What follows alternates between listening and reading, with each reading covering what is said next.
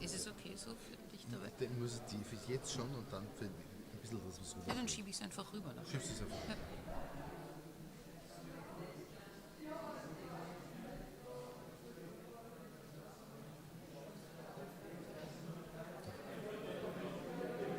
Raz, dva. Přátelé, poprosím vás, vraťme se na místa. Dear friends, please, let us continue.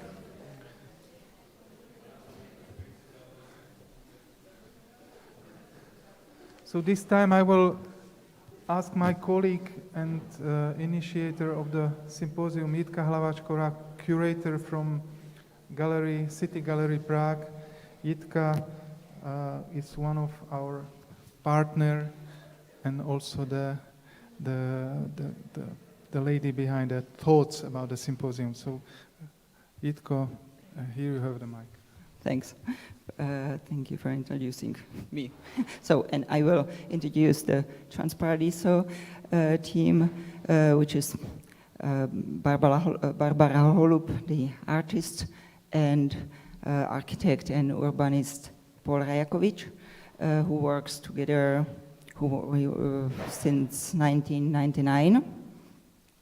They implement the projects between art, artistic urban interventions, architecture, art urbanism, and they research and develop and also teach artistic strategies for direct urbanism, a socially engaged process-oriented urban planning.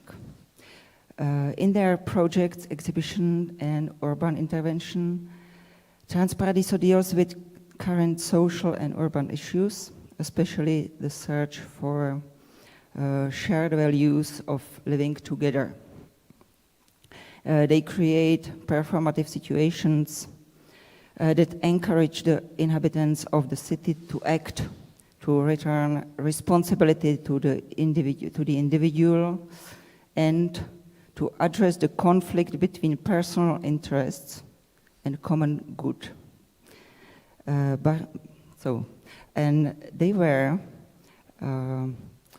invited by Prague City Gallery this year to make a project for the village Suchdol, which is in the edge of Prague, and they are supposed to look for strategies, some communication strategies between the university campus of University of Agriculture, Česká zemědělská univerzita, and the village Suchdol.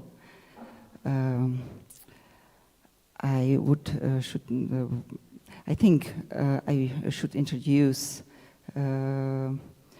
Barbara and Paul as like a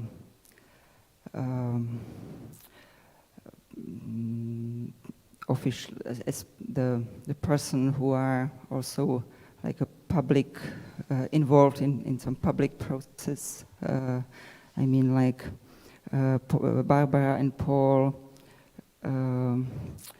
Barbara Holub was a president of Secession Vienna, and she's a member of the Innovation Fund for Culture in Public Space, Stuttgart, and the external examiner at the Bartlett London for situated practice, and serves on international juries and boards. Paul Rajakovic is a member of the editorial board of Deriv magazine for urban research in Vienna. I say it just because of their experiences with public art and art in this field are very, very like long and so now please thank you for presentation. It's a real pleasure to be here. Thank you very much, and I think we will start now. Is it okay if I speak like that, or do I need to move the microphone a little bit closer? Pardon? I have to move closer to the microphone.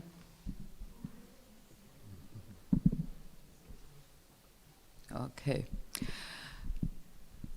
Thank you very much to Avu and Jitka for inviting us to this really exciting symposium, especially, as Jitka already mentioned, since it coincides with our engagement in Prag-Suchdol.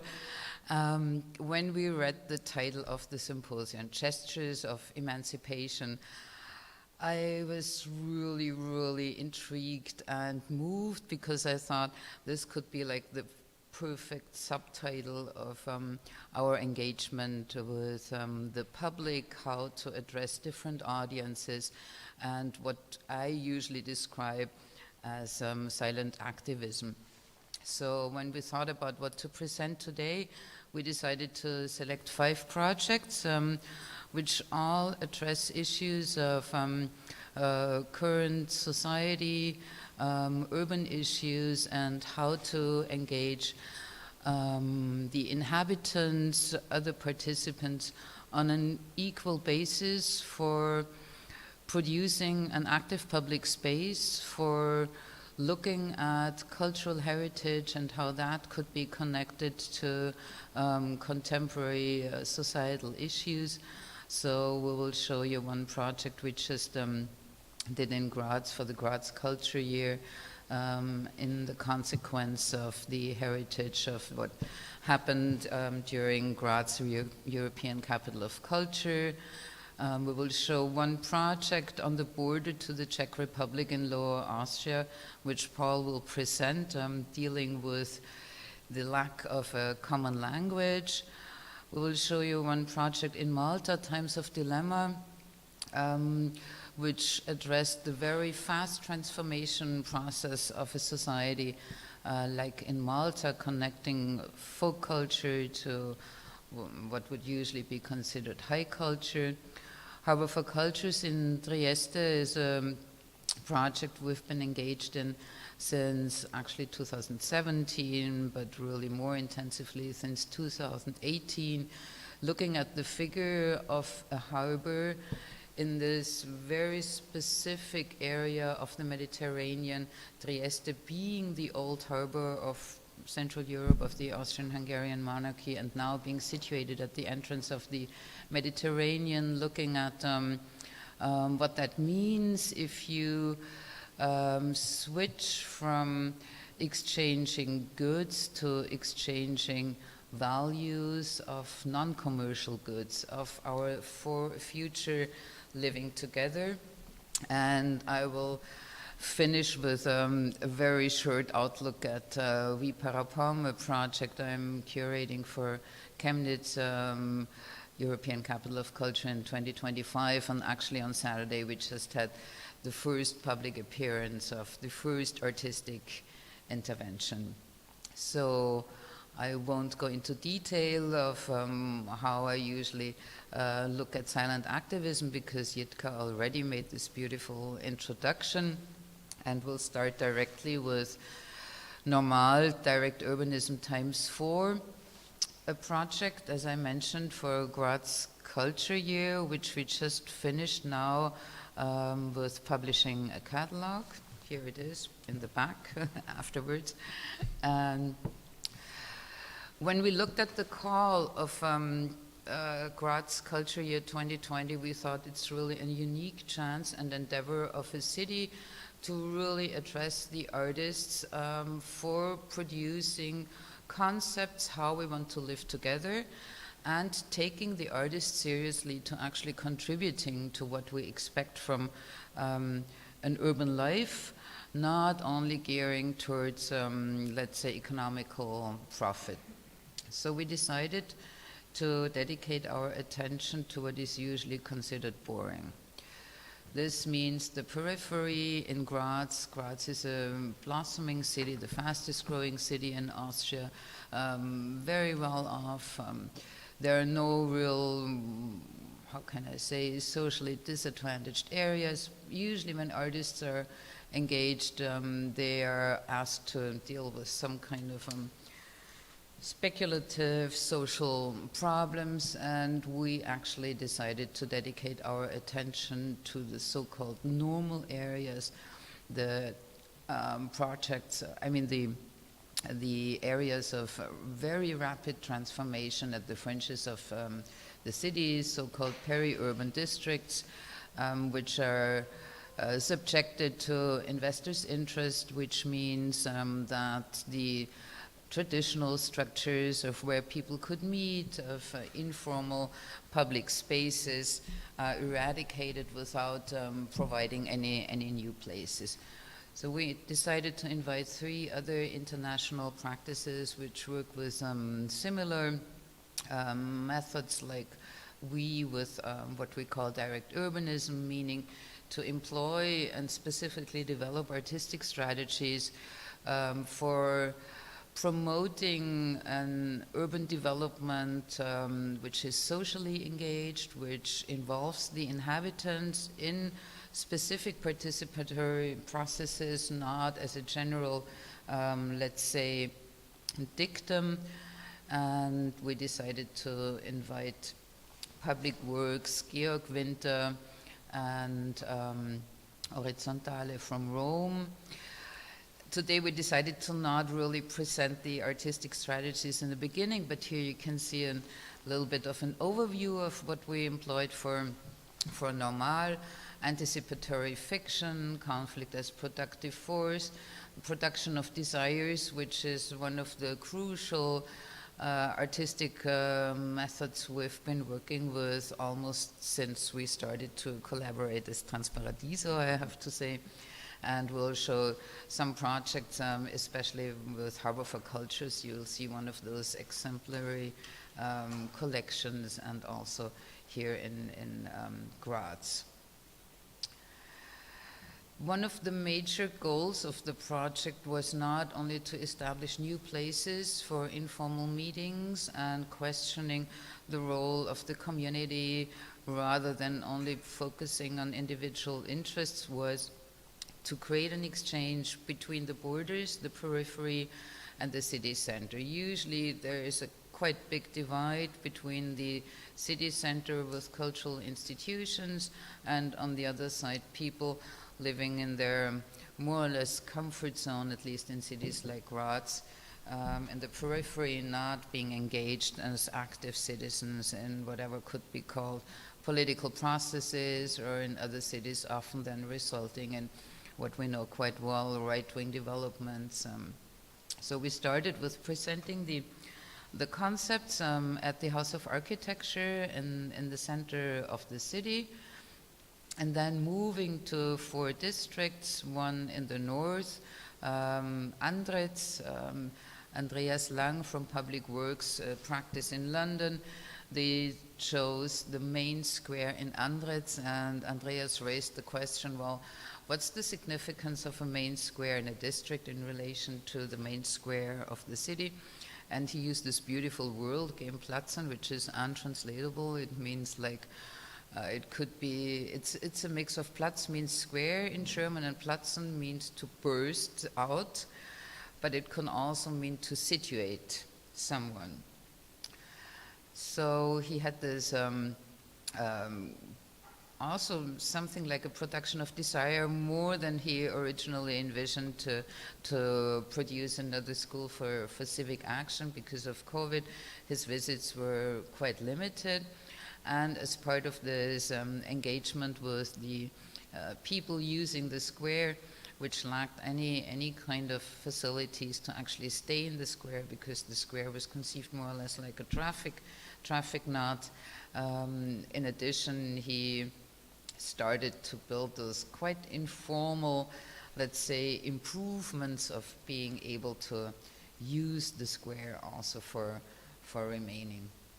And he used this beautiful quote, um das Mögliche zu erweitern, ist es wichtig, das Mögliche zu erweitern, ist es wichtig, das Mögliche zu wünschen, which means in order to expand the possible, it is important to wish the impossible. And I think this is an underlying issue of all the projects we are showing today and of our practices and Transparadiso. Georg Winter, he decided to dedicate his project to a quite contested area in the west of Graz, very specific situation. An agricultural school sold a field to an investor, and those investors in Graz at the moment, they produce buildings, housing areas which are not needed just for pure investment and speculation. And the agricultural school sold that field because they needed some income to build a new stable. So you can see quite well how linked the issues of capital are, and at the same time we can ask the question, wouldn't that be the responsibility of the city of Graz to provide the budget for constructing a new stable? So what Georg Winter did was he installed that dance plant field as an active field using performative interventions for engaging the neighborhood, for connecting the people to their ground, because he realized during his research that people living in those housing districts in Wetzelsdorf, in this district of Graz, none of them had any kind of fruit plant or vegetable for their own use, whereas in the city center, people are, of course, in Graz as well, dedicated largely to urban gardening and using like the smallest area for growing something. So here you can see the performances, and Horizontale installed a permanent piece already in the south of Graz. Fluss, also a series of islands which could be used by the residents in this quite socially disadvantaged area on a permanent basis, free of access. Here you can see that it actually really created the situation. I don't go into details. And we decided to install the Third World Congress of the Missing Things at the parking lot of the Parish St. Paul in the district of Waltendorf in the east of Graz. Very specific area, housing estate from the 60s, with still abandoned green spaces, open areas, which would not be possible to construct today because of rentability.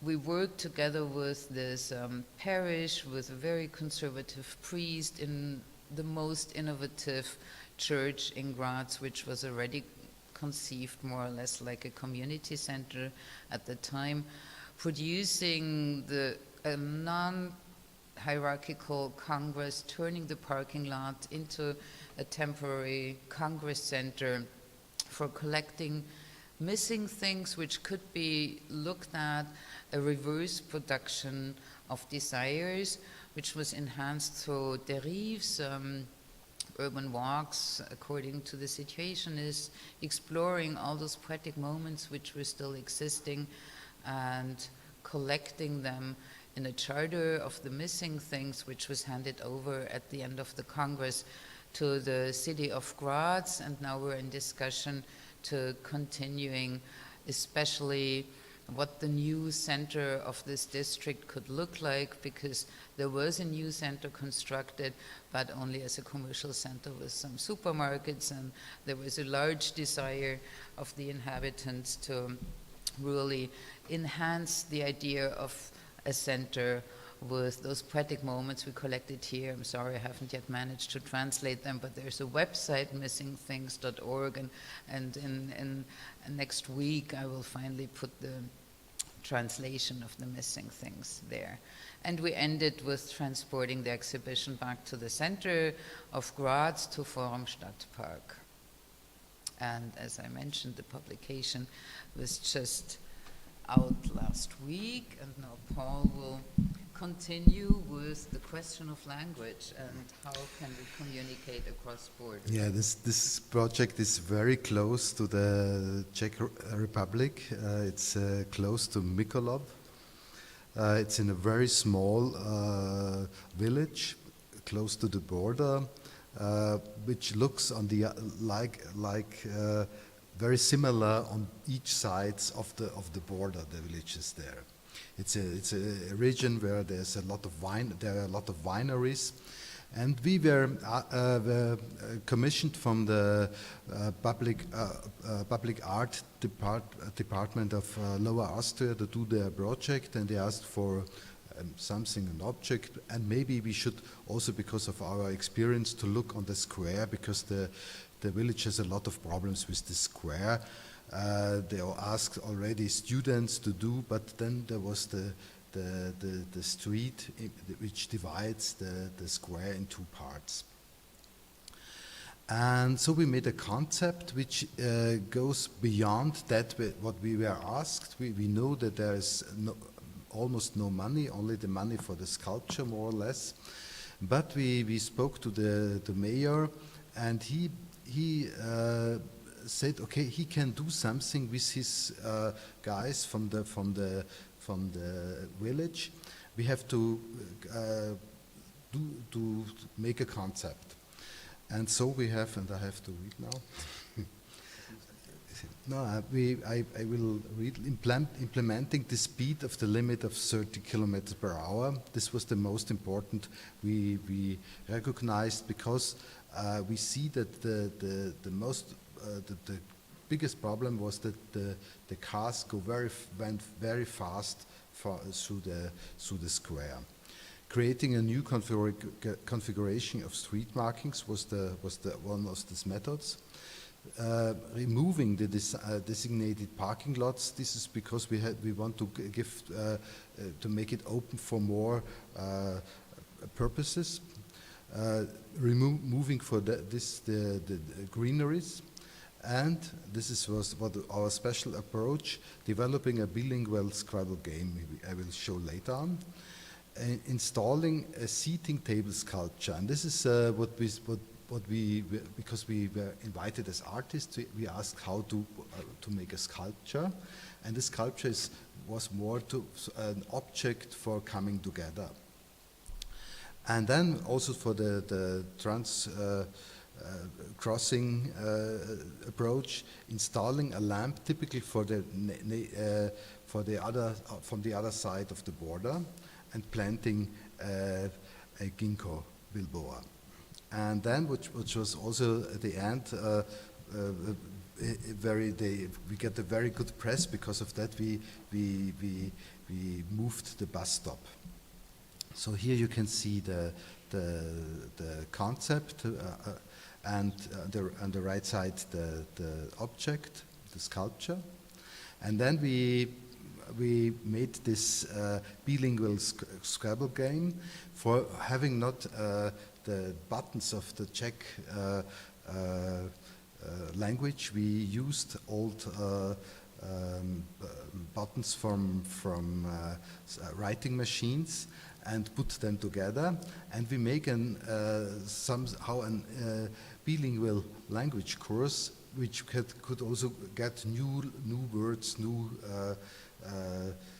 experimental poetic words we developed with the people, and really there came some people from the other side, from the next village, from across the border. And at the end we put these words on this turning disc, which gave also shadow in the sculpture on the seating table. And here you see the opening and how this table, this object were used.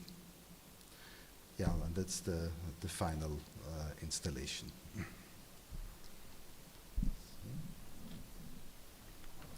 Maybe I can add something to this collective production of an experimental text. If you look at the text, and here you can see the collection of Czech words and German words. If, as an artist, you would come up with an experimental text like that, proposing public art project, people would say, "Oh, this cannot be understood. This is impossible. What should that be?"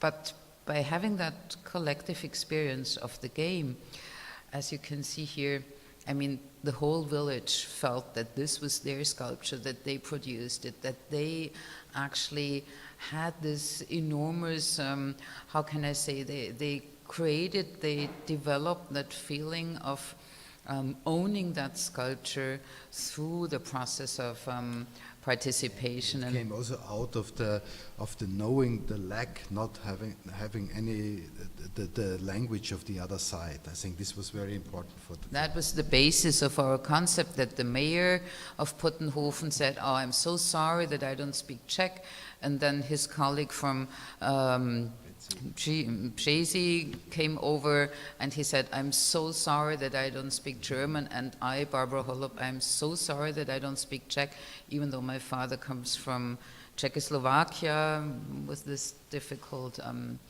history. So I'm also personally very interested in, or was very moved by this collaboration, and the mayor from Brzezi then said, "Well, I would love to repeat the project in our village." So we will continue with times of dilemma. Yes, also in Malta there is a big dilemma with corruption. The dilemma that Maren Richter invited us to address for her exhibition, "The Island is What the Sea Surrounds," is an island within the island, Manuel Island, which was sold to private investors 20 years ago under the request to restore the historical fort, opening it up to the public, while being able to transform the whole island into private housing, luxury housing with private yachts, and so on.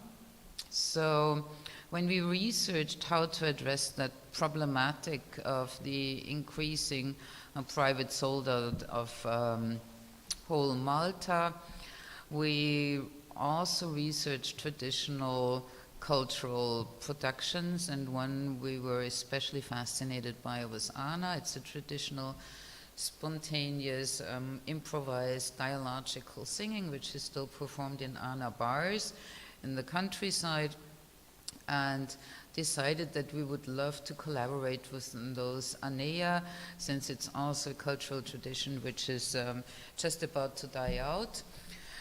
A little bit looked down at from so-called high culture, so we decided to organize several workshops inviting the public, but also very famous Maltese authors like Emmanuel Mifsud, whom you see here, plus really well-known Anea singers, to produce a text which could be performed with the tradition of Ana across the sea from the main the city of Valletta to Manuel Island.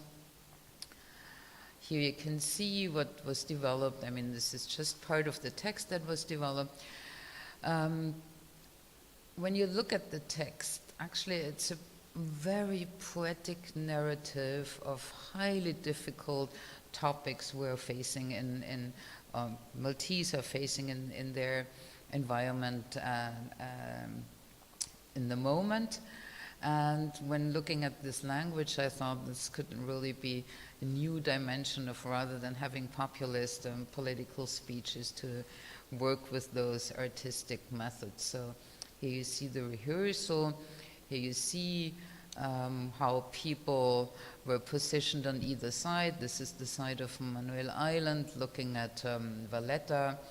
This is the side of St. Michael's Counterguard, St. Roch, facing Manuel Island. The locations were exactly chosen according to the history, because Manuel Island used to be a quarantine island, and during the period of the lepra, the priest would not pray from, he would not enter Manuel Island, of course, but he would preach from this St. Michael's Counterguard. So we thought, okay, when addressing the pest of today, which is, in our eyes, this unlimited urban development it's the perfect location. Here you can see what we're talking about. This is what we called New Dubai, and actually when we talked to Maltese people and said, well, why do they construct this kind of New Dubai now in Slima, they said, well, that's exactly what our president is looking for. So we will give you a short presentation of, yes, if I can escape, just to show you what it sounded like.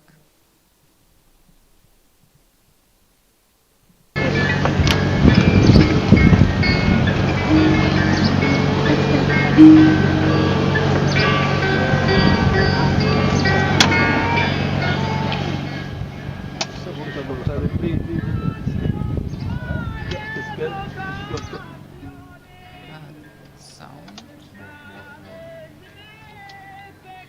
What's happened to the sound? It's from the other side. This is the reason why it's so. There's no sound now. No, but it's louder.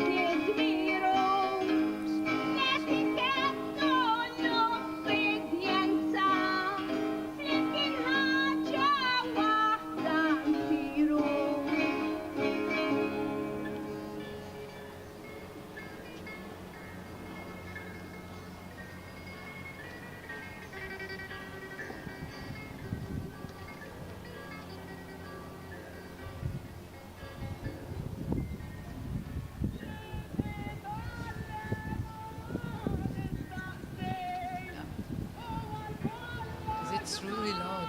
You have to turn it up. No, it's very noisy from the wind.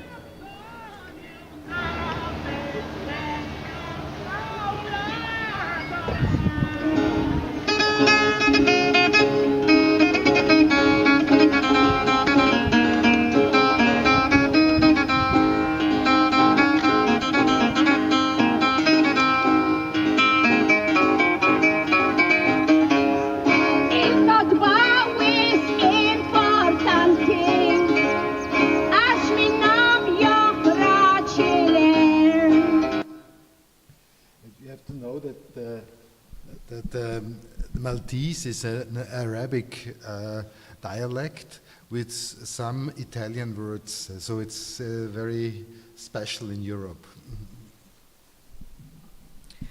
So the challenge of that project was, when looking at the title of the symposium, Gestures of Emancipation, how to connect folk culture with high culture. The Maltese authors, also being researchers, oftentimes going to the libraries, researching in the archives on the tradition of Ana, but they would never go to an Ana bar.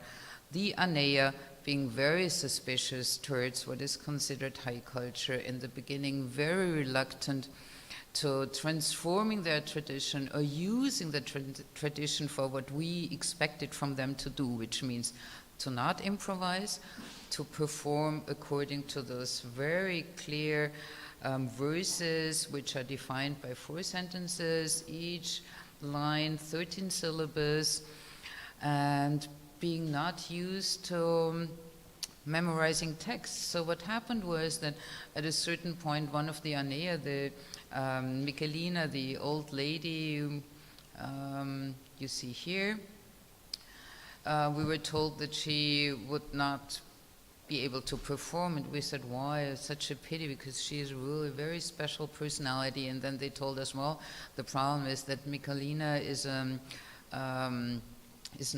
illiterate, and so she won't be, and she's not used to memorizing texts.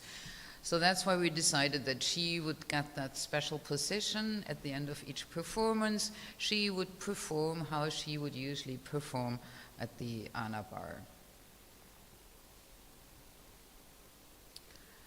Harbor for Cultures, an ongoing project, different dimension, actually dealing with a huge area of Trieste, the old harbor in Trieste, which marks about 1/4 of the city. Trieste has been in decay for many, many years, for many decades, just recently starting to recover a bit, and very quickly now catching up, let's say. So the old harbor of Trieste is under threat of being sold out by the right-wing neo-whatever, working together with Lega Nord mayor to sell individual buildings to whoever comes as an investor, and possibly also prohibiting the access to the sea to the general inhabitants. So we decided to collaborate with Dresde Contemporanea, which is the only contemporary art gallery, a non-profit art gallery in Trieste, and an architect, Elisabetta Porro, whom we have known for many, many years, to produce a collection of desires for a different type of engaging in Porto Vecchio, shared values, ambulant gardens, and other spaces, was a workshop we executed at Porto Vecchio for producing desires for very specific locations at Porto Vecchio. And I have to say that this was a unique moment in history, because now everything is closed off.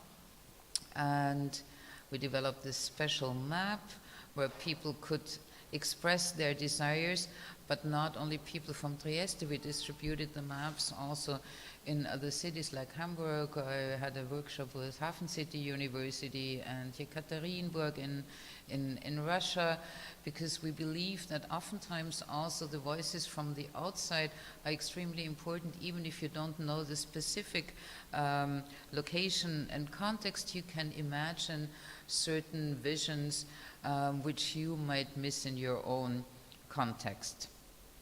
We had this exhibition then at Dresde Contemporanea, and here you can see the collection of 100 of the produced desires for Harbor for Cultures, which can be read as a completely different urban program, which would never be produced by urbanists or architects.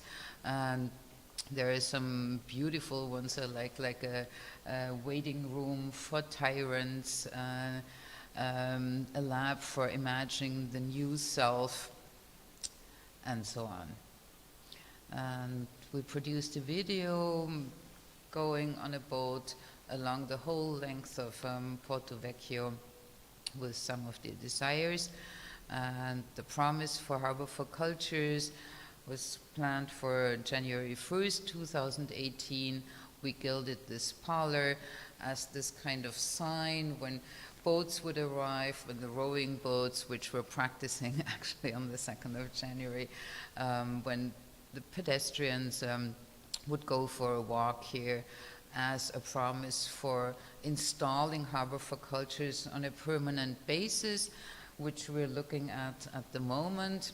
This is our desired building here for installing a center for Harbor for Cultures. Recently we had a meeting with the new consortium of Trieste asking for this building to be given to us for a 99 temporary precarium, and creating an exhibition space, artist in residencies, moving the library of Dresde Contemporanea there, and creating that as this kind of clandestine small nucleus in whatever will happen.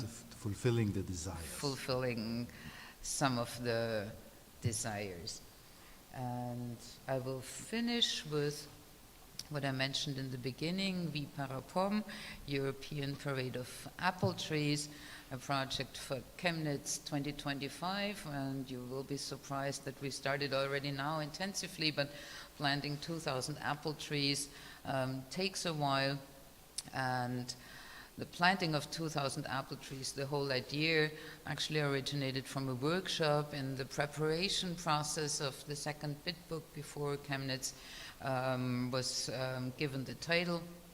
And the idea came from the citizens of Chemnitz to plant 2,000 apple trees, and the challenge was how to turn that wish into an art project. So I just said, well, I mean, let's plant a European parade of apple trees, and let's plant that parade of apple trees across borders of territories, of private territories, of public territories, counteracting the notion of a parade as a gesture of demonstration of power, referring, of course, to the major boulevards in the city center of Karl-Marx-Stadt, of Chemnitz, and at the same time using the apple trees for laying ground for artistic interventions and art projects connected or triggered by the figure of an apple tree, which is, of course, questions of migration. In Chemnitz, you buy apples from South Tyrol rather than buying the local apples. Questions of climate change, and of course, especially the question of norms. Apples are, let's say, maybe the main signifier of EU norms. What does not fit to the norm cannot be sold.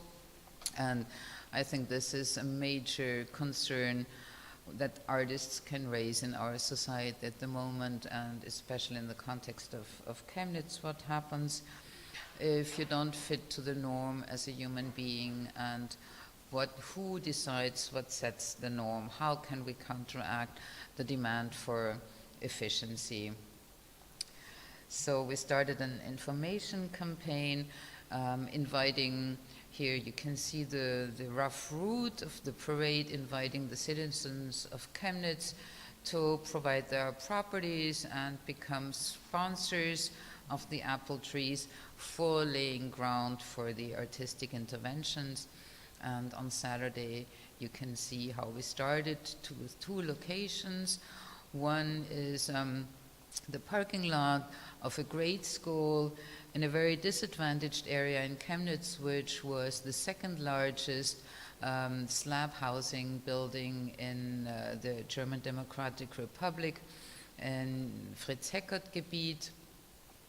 And we invited artist Volker Köberling from Berlin to break up the asphalt manually with hammer and meisel, and show how difficult and how much effort it needs to unseal the soil, and not only unsealing the soil for planting apple trees in that very direct and physical sense, no, but also to unseal soil in our minds and breaking up soil for new ways of living together. And the second site was another school, another very special school, very different school for people, students with special needs, many of them heavily handicapped.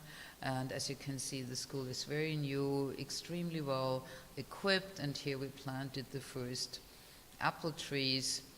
And there was a video transmission between the two sites, because one of the major goals of Viparapom is to connect neighborhoods of very different social backgrounds on the fringes of Chemnitz, which are usually quite residential areas, then leading to the city center and moving out of the city center again to what I showed you first, the other location here again in Markusdorf. This is how the parking lot usually looks, completely underused. That's why actually it was an idea of the citizens to dedicate that area to Viparapom.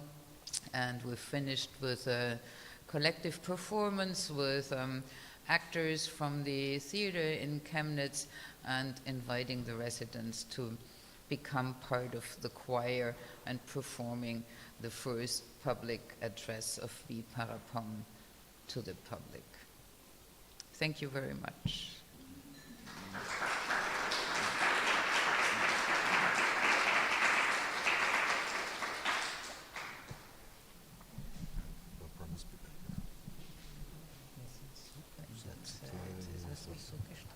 I will maybe ask you just to stay with us, and we will continue with the discussions and leave the mid-break longer. Yeah.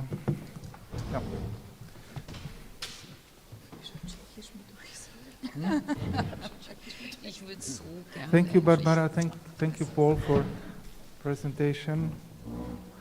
Wonderful presentation, and we have a time to discuss, and I just wanted to repeat that the topic of public interest and visual art in our institution, and also in the context of City Gallery, Prague City Gallery, is something which we are dealing already for several years, and we have certain platforms invented and somehow developed for manufacturing the interaction between public, artists and architects. And our aim with Jitka was somehow to restart this discussion and to have some new inputs towards our environment, which is very different from Zurich, maybe more similar to Graz.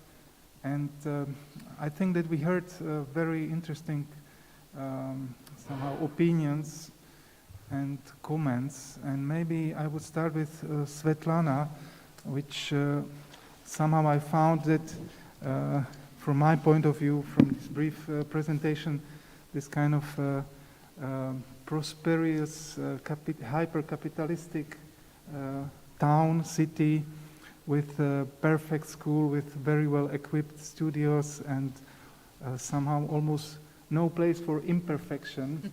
So I was wondering what space the students have for subversion, which was also, I think, artistically your own strategy, how you were dealing with relations between the power of the capital, power of the commerce, power of collectors in a way, and our free will and our free responsibility to act. But I want to just say one thing which really changed my way of thinking, because I think in our environment, in Prague particularly, and in Czech, we are somehow, of course, dealing with the capital, with the private capital, which somehow interacts with the cultural scene and influence the cultural scene. And then we have the money and the energy, which is somehow based or provoked by the state. So there are the City Gallery of Prague. There is a initiative Umění pro město, which somehow luckily happened to have a nice huge budget for the artistic projects. So in Czech, I think we have maybe more balanced situation than in Zurich, because I think, from my brief opinion, that somehow in our situation, the private and the state funding are somehow balanced. But on the other side, I think critically that we are lacking professional behavior within those structures. And what I found interesting that in Svetlana's contribution, that there was this example of Atlantis Hotel, and we have a very similar history in Prague with Prague Hotel, which was kind of icon of brutalist architecture, and which was bought by the private billionaire and destroyed. So there was, for me, an interesting notion of care, which somehow one billionaire is able to have this care, and the other one is not. And so my somehow comment and questions goes whether this capitalism or the strength of the power can be careful, can care about the public interest. Do you have such an experience? Yeah, maybe I start with the beginning of your comment about being privileged, living in Zurich and studying at this kind of state-of-the-art university. I've moved around the world, and I know different contexts, how people live and work. And Of course, we also cannot blame the Swiss students where they were born. They were born into this wealth, but nevertheless, what's very important for the education is that they question things and that they look at things, and this is why we try to also train them to ask certain questions and also conditions of productions. For example, when we went around the town and looked at the art in public, we also talked about how were these things produced, who paid for it, who is the commissioner, is it a private investor, is it a collector, is it a public institution, is it the city of Zurich, and what are the interests of all these different positions. So for me as an educator, it's important just to train this kind of eye and thought. And yeah, I mean, again, there are public funding sources and there are private sources as well. We get approached quite often by different people, by architects, by private commissioners, but also by the city of Zurich to conduct projects with students. We can always say no. Sometimes we say no, sometimes we say yes. Depends on the context and on the conditions as well.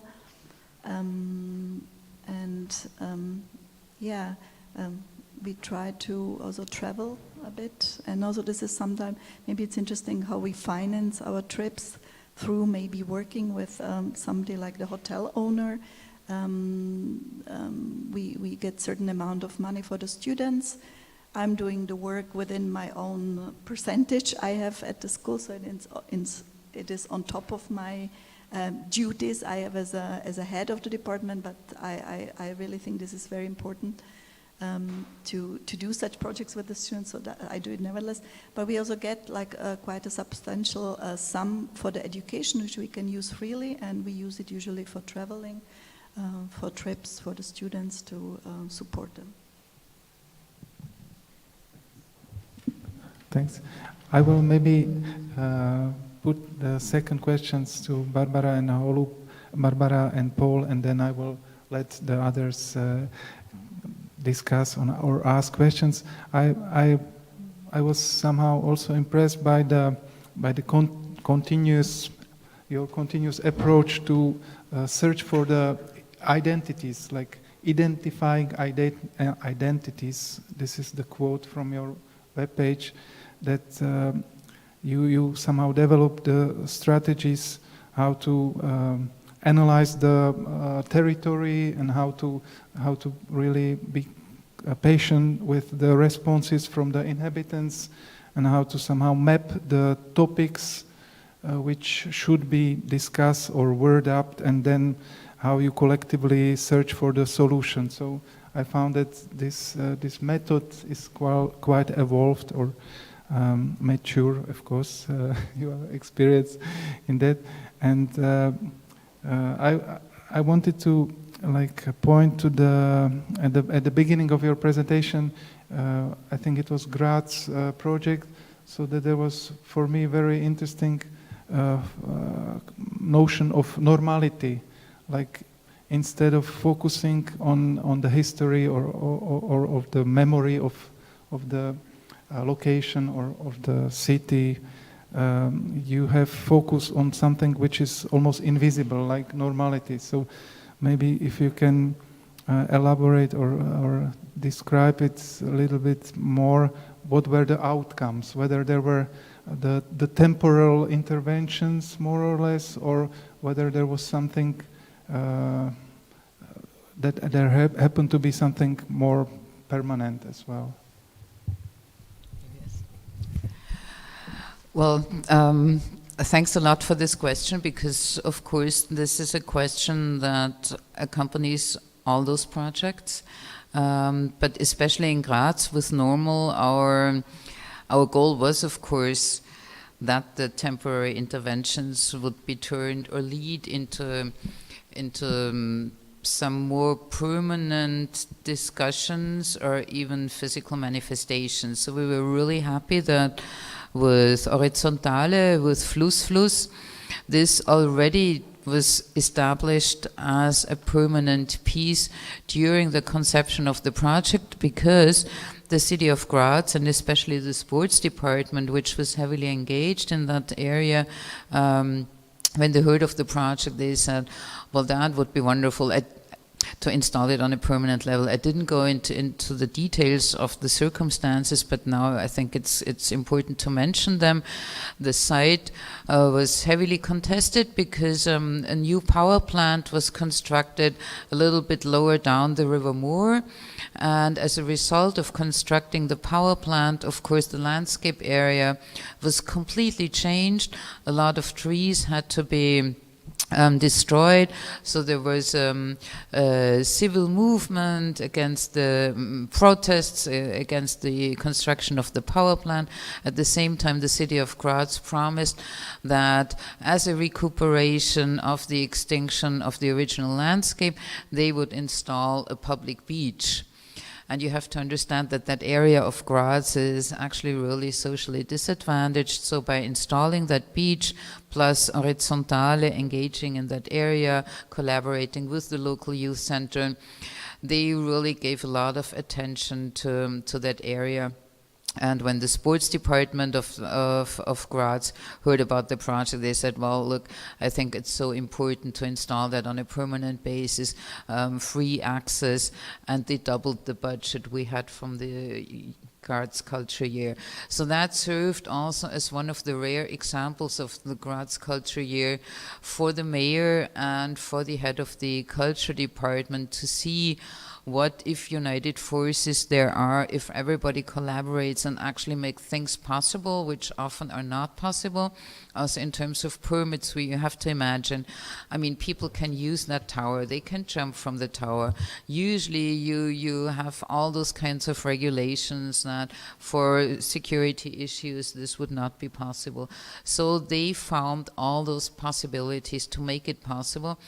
And I think this is a very important aspect we have to discuss whenever we talk about how permanent can projects be, because usually for temporary use you have some kind of exemptions, but if you want to install something on a permanent basis which is not covered by, I don't know, fences or any kinds of obstacles, you need creatively thinking administration and people who want to realize that. So this applies also for the other aspects of Normal. For example, We have to mention the big analysis we did before we started with the project. We have to mention that before we started, we invited the other artists, the architects. We made a big analysis together with a partner where all the critical points in this 4 districts happens. So this analysis of the context is for us the most important before we start to a project. Thank you. We will continue with the discussion. I will give word to Tomáš Moravec, our PhD student, who was also part of took part at yesterday's discussion with the contribution about slowing down the perception of the visitor. So Tomáš, please. Thank you for introducing me, not to be just sneaking the discussion. I'd like to follow this topic a little bit. This was a nice example of having permanent installation as a kind of testing ground, and later on developing with having a temporal installation as a testing ground, and then having temporal thing. And my question would be, if we focus on a different thing, if you work with temporal, let's say, social engaged workshop or intervention, yeah, if you developed certain method how to work with the area or with the location after implementation, such a thing. My question is simple: when the thing is over, if you have some tool how to, I don't know, like evaluate or measure or to perceive the mental trace, what your intervention made for the space, how it helped or declined? Well, great question, and this actually I actually wanted to say that beforehand already. So, the result of a temporary project is usually in a physical territory. That's one thing, but it's also in the mental space of the people who participated, and this is a space that we, of course, don't analyze afterwards. This is a space that cannot be measured. So sometimes you get this immediate reaction during the process, after whatever kind of format the installation, the piece, the performance took, like with Times of Dilemma, the last performance. Sometimes people come years afterwards and say, wow, I mean, this was the one moment that made me active. This was a moment in my personal life that really changed my perception.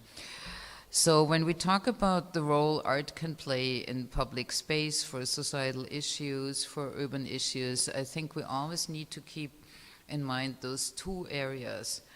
And that when we talk about silent activism, that's actually what I mean by planting those seeds, by creating situations that enable participation and specific experiences to people who would usually not be exposed to art, who would not go maybe to exhibitions, who would maybe even be reluctant towards being connected to art.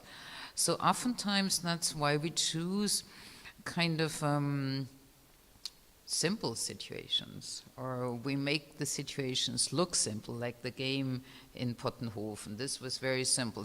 Everybody knows the Scrabble game. And when we said, well, look, I mean, we're developing this crazy bilingual Scrabble game, unrooting normal rules. So we invented new rules during the game. And people were not afraid. I think you could see from the type of people on the pictures, they were the normal residents of the village, having nothing to do with art. And through feeling to having been that major part of the whole piece, I'm sure that created a big change, and that's why the piece in Pottenhofen was also so successful. I think the other question is how to connect that back to the politics, to the political scene, and I think Paul wants to say so. No, it was something different that we sometimes from some projects we go on, after years we go back to these sites, looking what happened, or we do like it is in Gorizia, Nova Gorizia. I think it's the third time that we involved in the project on a specific site. So I think it comes also to us. All this context, we started to work as a part from our work to go further. So sometimes what is very important of the meaning of direct urbanism, that the project can completely switch in its dimension, or what is the goal. I think this is very important for us in our work, that we can say, okay, now we have a certain desire on which we go further. It's only one, but this is now important for us.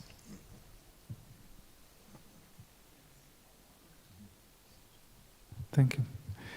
I have one more question towards Svetlana, that I was somehow struck by this contrast of the very rich or environment, and at the same time, on the other side, the level of crime, or the way how the crime is somehow incorporated in the everyday life, like the prostitution and drugs. And I think there is, for me, it is quite a wide contrast between campus having a Gerhard Richter in his lobby, and at the same time boxes for like a prostitution to drive the cars. So how the students deal with this quite a drastic distinction, moral, ethical? Do they somehow face some like psychological problems? Because, for example, in our environment, we do have like difficulties among students They have facing like complicated social and environmental issues. So whether your university is somehow touched or have to react towards this neo-depression. Kind of. That's a complicated, difficult question.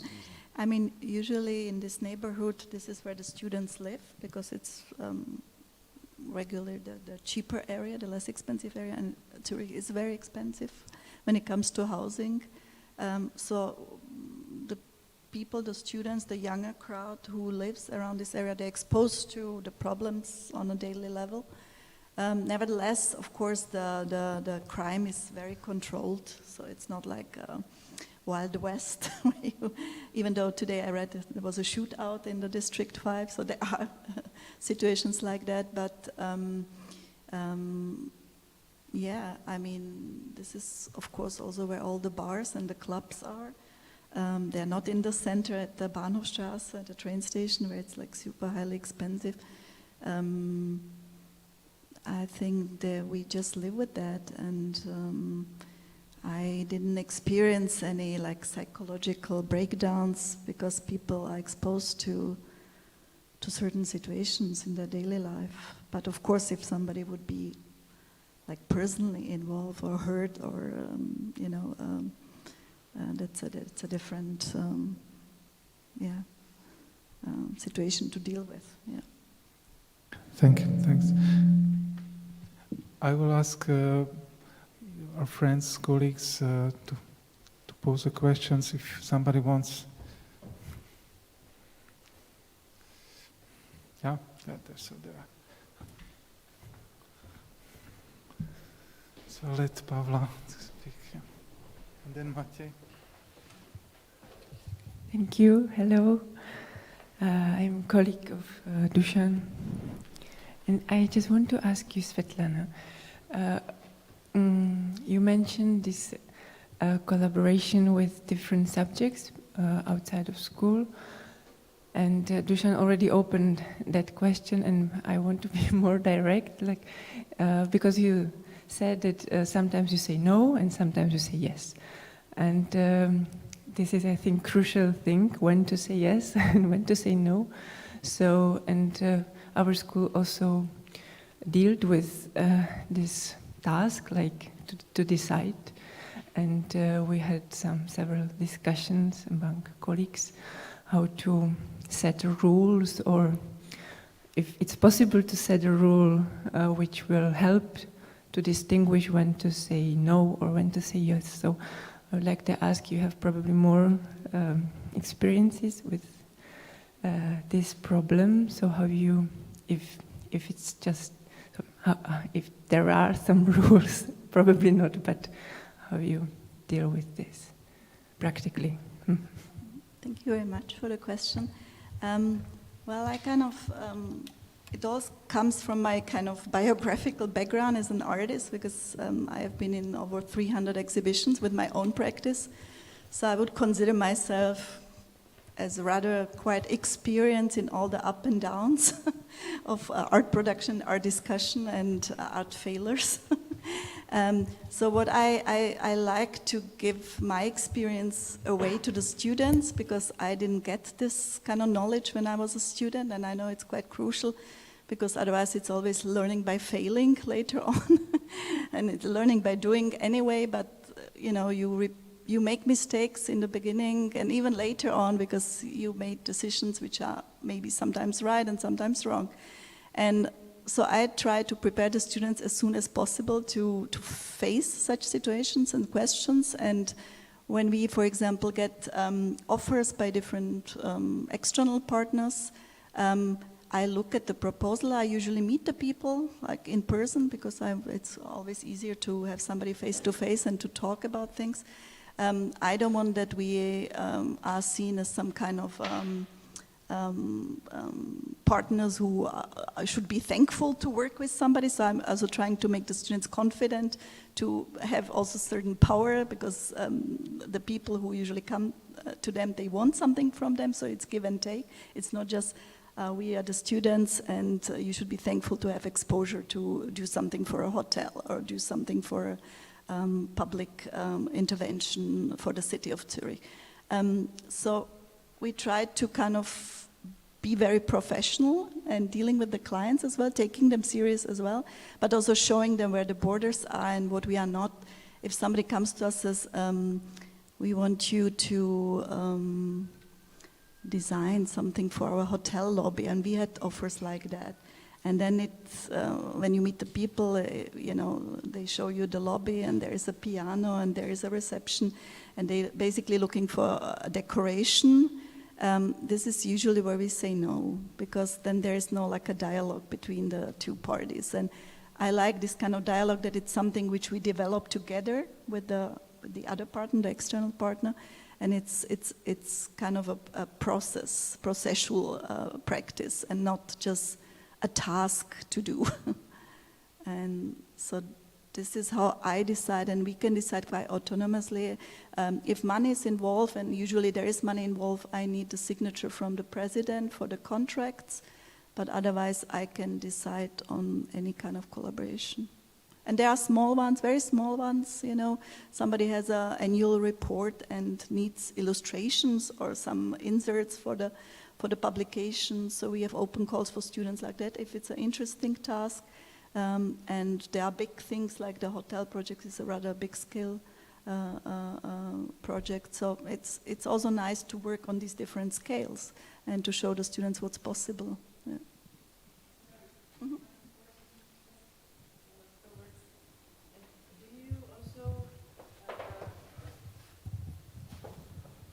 Thank you, sorry. One more direct question towards this issue, that if you also somehow examine the background of the business of the partner, or is this not the issue? Yes, we do. And for example, the hotel owner, he was also in troubles for a while, but it turned out that the accusations were wrong.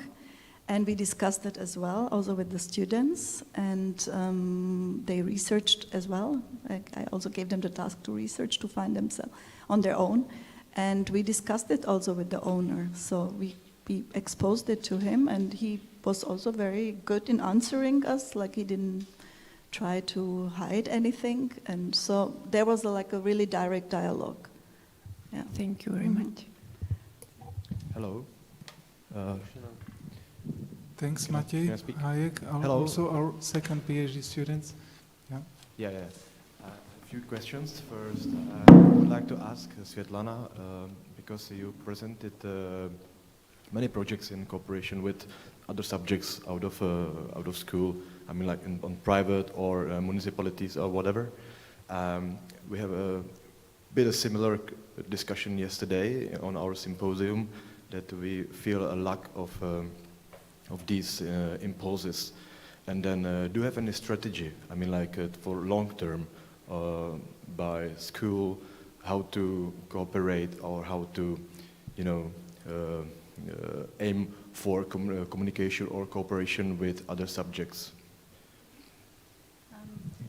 Our school is undergoing a reform, major, minor, and we will implement it next year from the fall on. And we're planning several minors. And one of the minors we're planning on the Department of Fine Arts is called Art Production and Making Public, Exhibiting and Making Public. And there it will be incorporated on like a long term where we will work on specific also hands-on projects, but also with the theoretical background, with people who really coming from the practice and who have the knowledge or experience in such a field.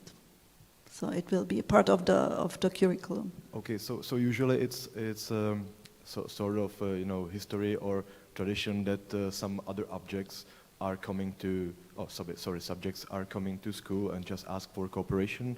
So it's part of the, let's say, culture, or it's a culture thing, or it's normal, or if you do anything for it. I mean, like proactive.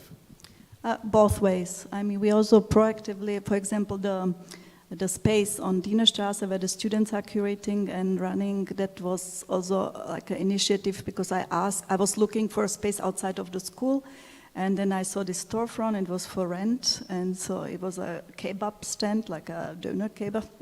And I knew there is the club in the basement, so I went to ask who is the owner of the storefront, and they said, oh, this Imbiss closed down, and we are looking for a new tenant.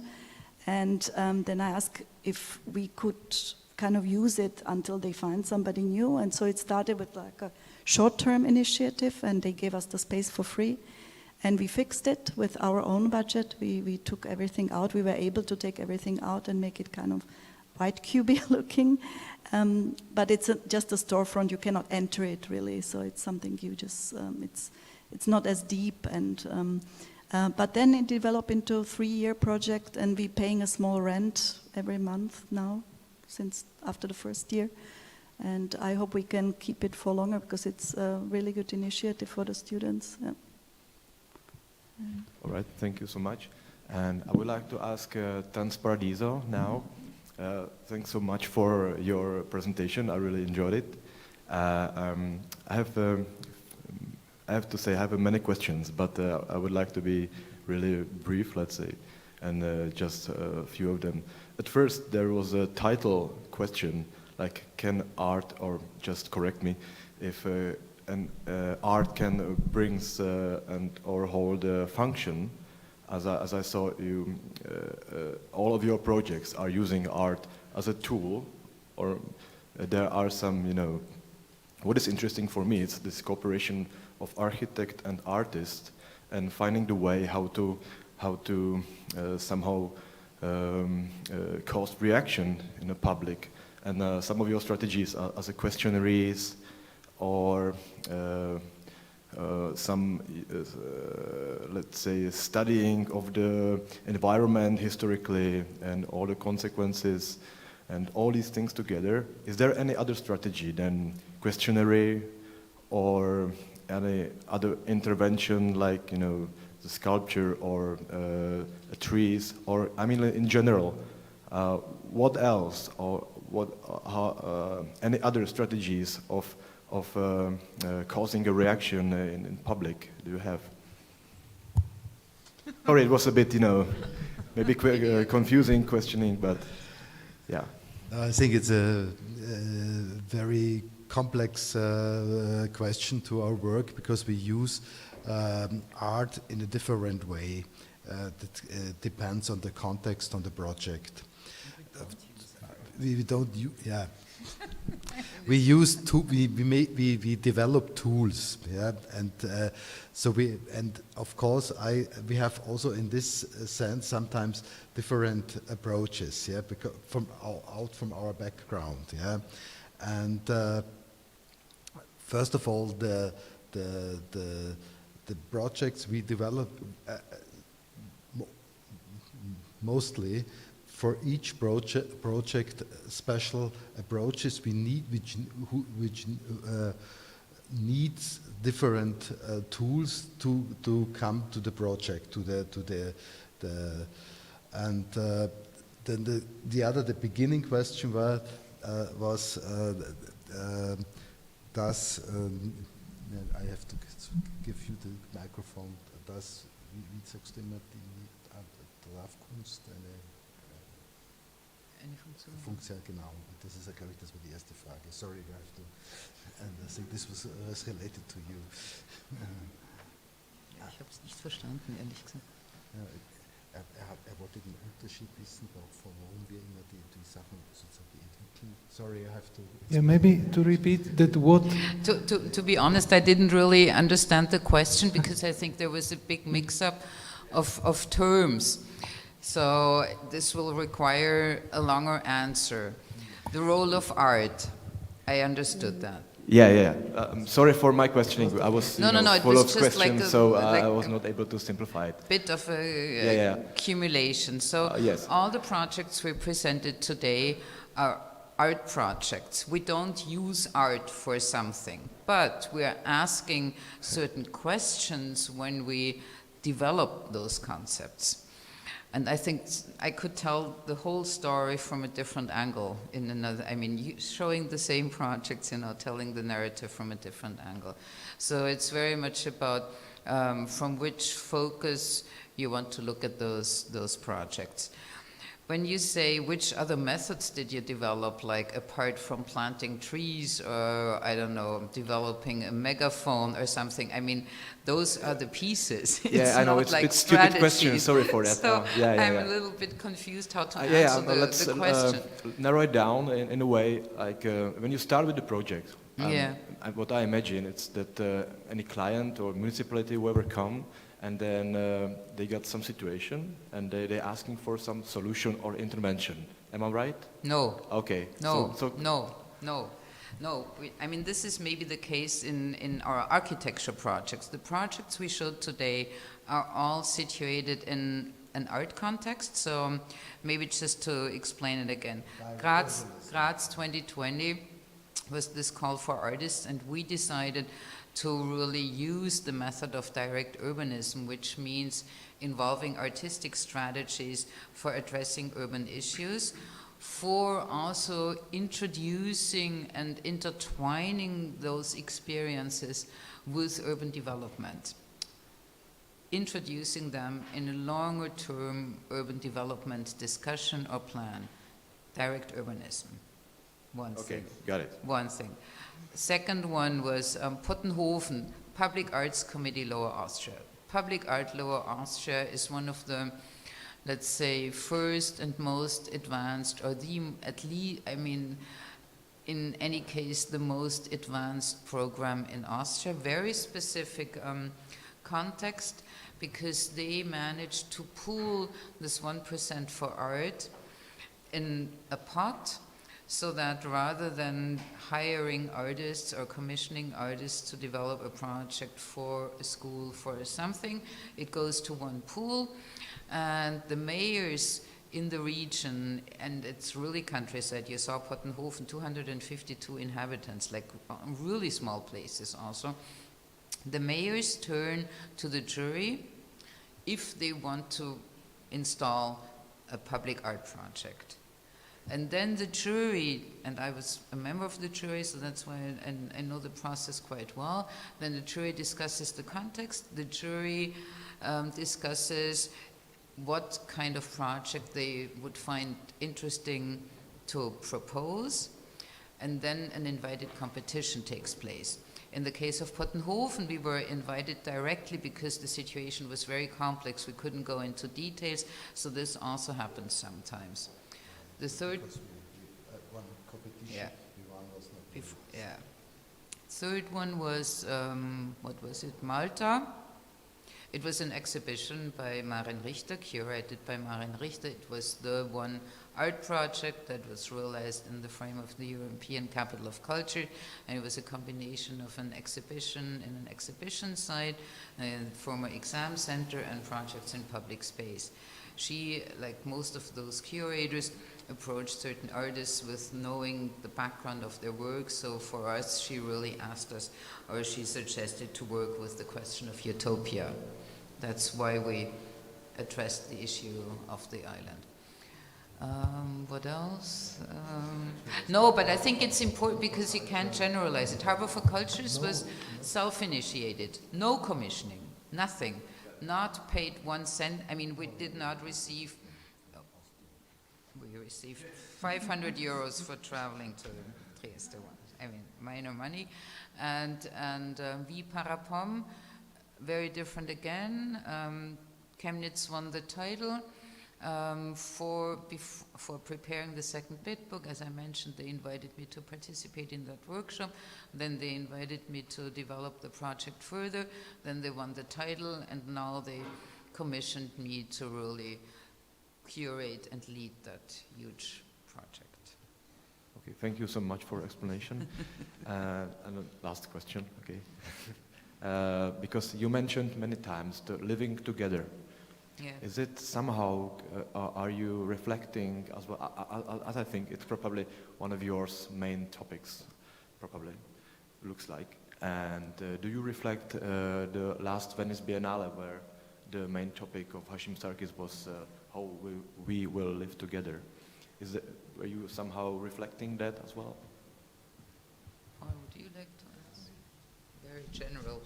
I mean, Very- we have, I think we have our, well, we were at the Venice Biennale and it was very special in Venice because it was of COVID, it was partly totally closed, it was partly totally online, so it was really a counter part, I think, to the question. Yeah. But I think we have, and this is also I think why I would like to ask is because we have the big angle of different projects, but there's something which is putting them together, and this is this social space from Henri Lefebvre, this space we are doing, and this is a background from where we come from, and so there is something behind what you mentioned, which is in different ways comes to all projects have in common a little bit. Yeah.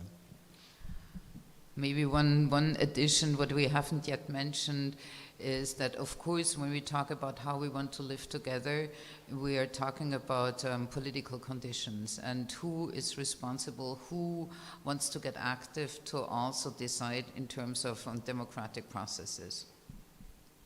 Thanks so much.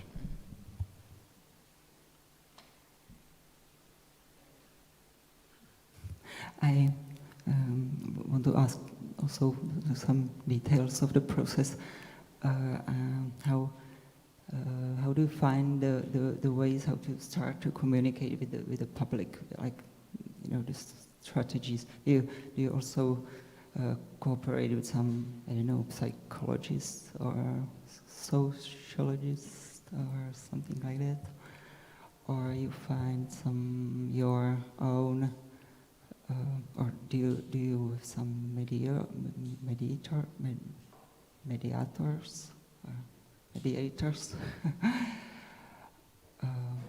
or how do you? It's a question. What are the strategies about communication with the public?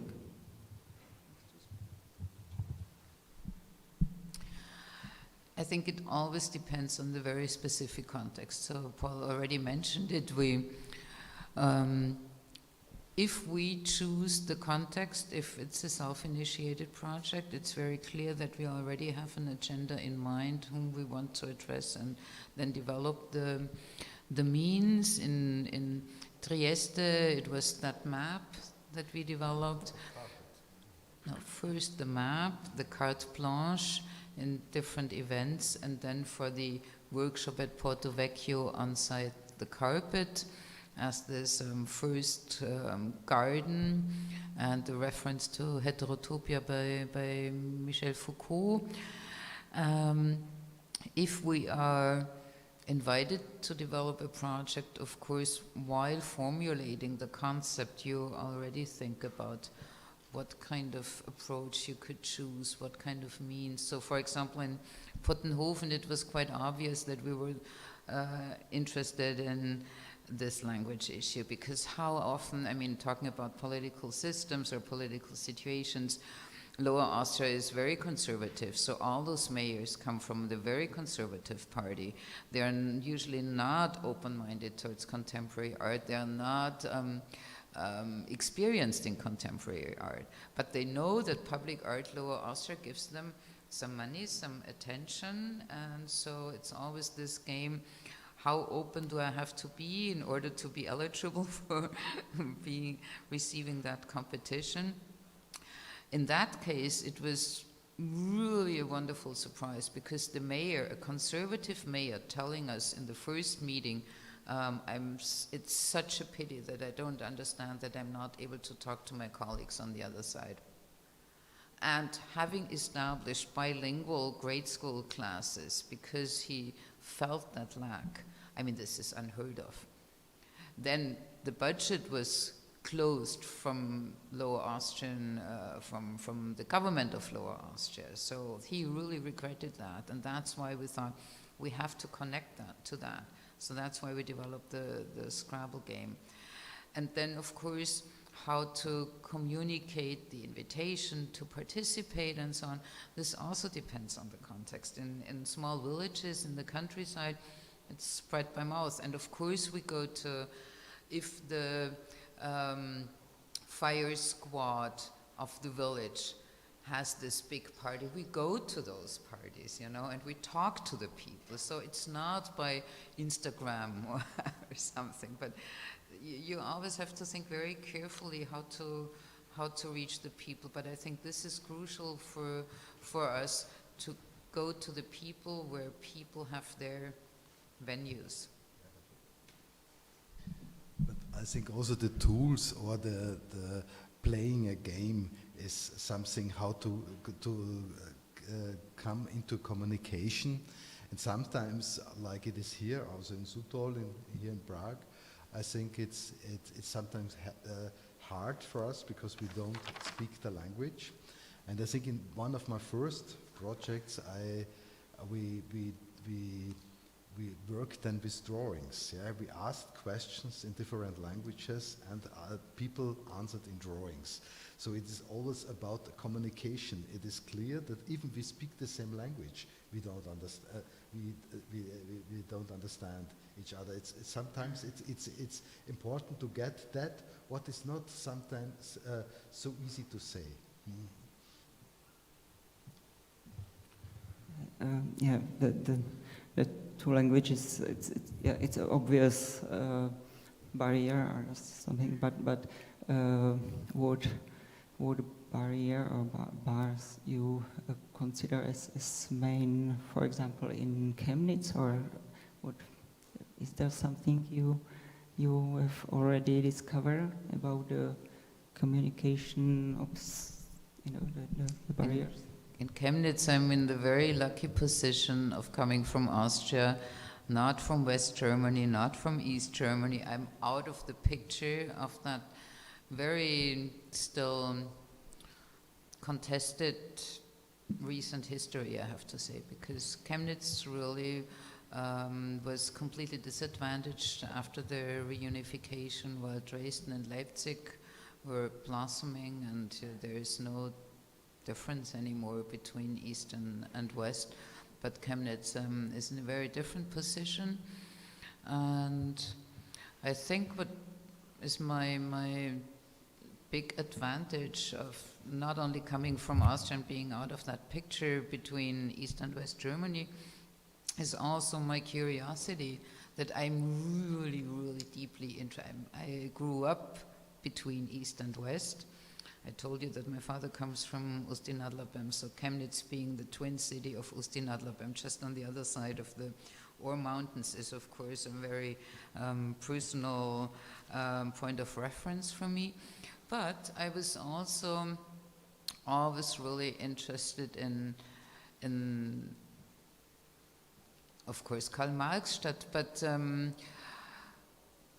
and this is also interesting for our project in Prague now, and we never talked about that I was very critical towards the developments after the fall of the Iron Curtain, I have to say, because I understood that, of course, there was this longing for opening after a repressive system, after being quite limited, but how this very fast takeover of West Germany in Eastern Germany happened, of course, annulled all achievements that had been not in question in the German Democratic Republic. So a certain period of history was extinguished, and when you talk to people in Chemnitz today, they say, well, you know, now, I mean, it's the third system that I've experienced in my life, so I'm kind of, I'm not interested anymore in politics. And this is, I think, one of the biggest dangers at the moment. That's why Chemnitz also decided for the application of the European Capital of Culture to choose the topic of how to address the silent middle. And yes, that's what we're doing with that project. And I think as long as you as an artist are talking and acting from that position of a curiosity, then everything is possible.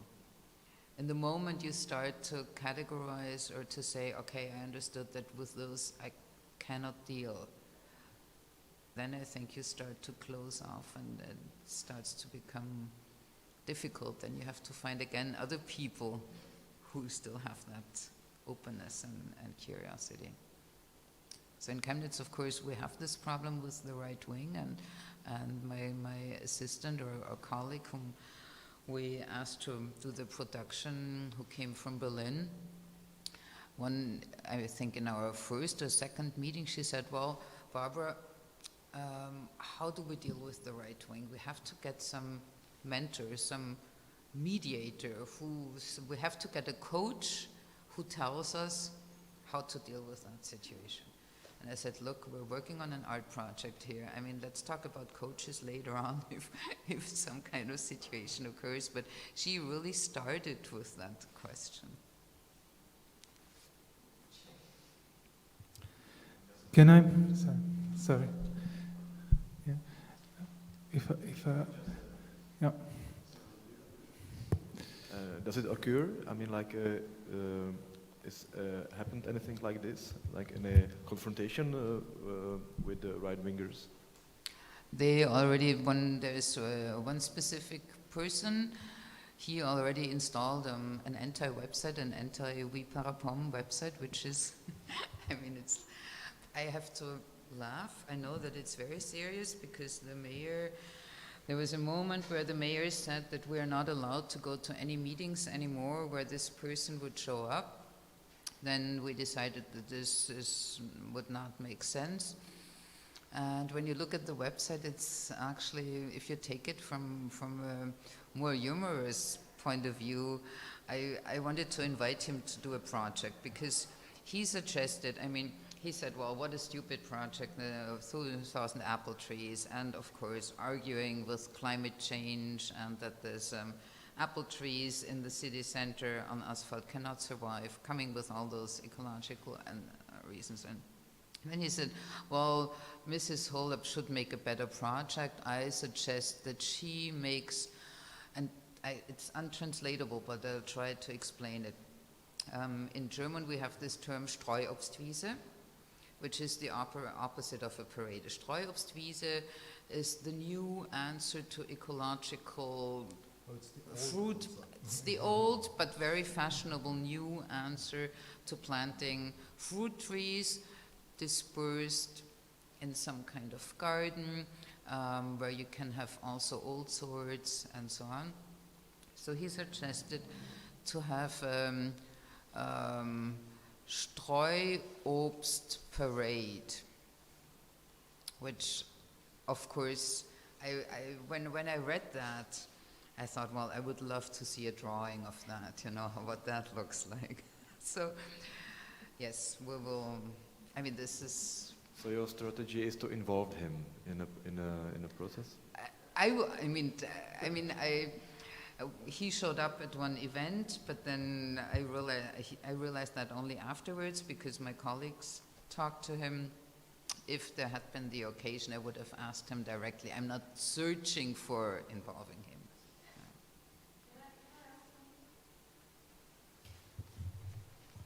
You know, this may not be like such a bad question right now. That who will take care of those apple trees? Will they? Yeah, will it work? Well, the idea is that the apple trees are planted by sponsors, by people who take over that kind of commitment to take care of them, and there will be several different let's say, type of contracts. Also taking into account what happens when people cannot take over that responsibility anymore for several reasons. Then there is also the possibility of people who don't live along the route of the parade to take over this taking care responsibilities. There will be several. And of course the 2,000 apple trees won't be finished planted by 2025, so it's a project that already envisions this long endurance and commitment, and I'm sure that by 2030 the first trees will already be renewed, you know, so it's like this. It works with this long-term perspective. Great, thank you.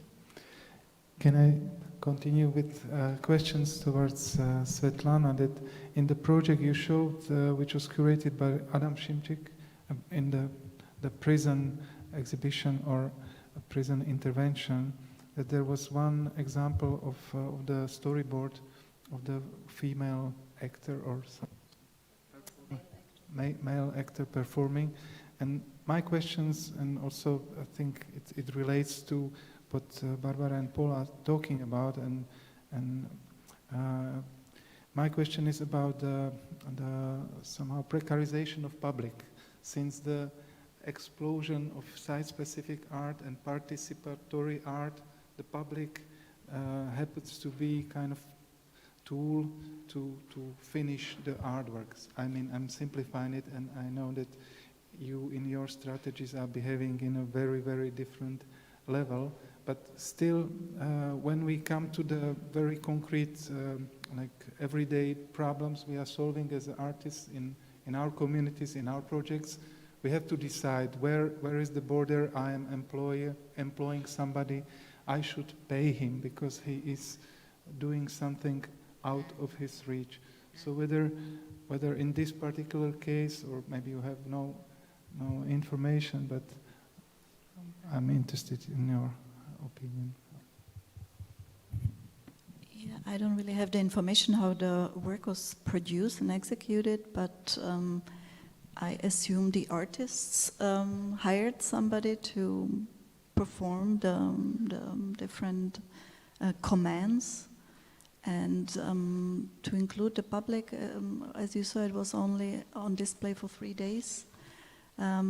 So again, I guess Adam was not trying to change the word, but just was kind of working with the infrastructure and the framing of presenting such works to the public for 3 days, because afterwards there will be only few of the works permanently installed, and then they are mostly not accessible to the public, only to the employees, the victims and the perpetrators, and the perpetrators will be in the cells, so they will not be really walking around the building.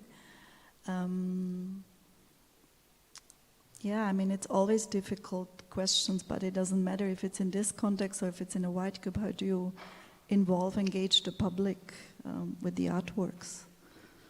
I'm not sure if I answered your question, but...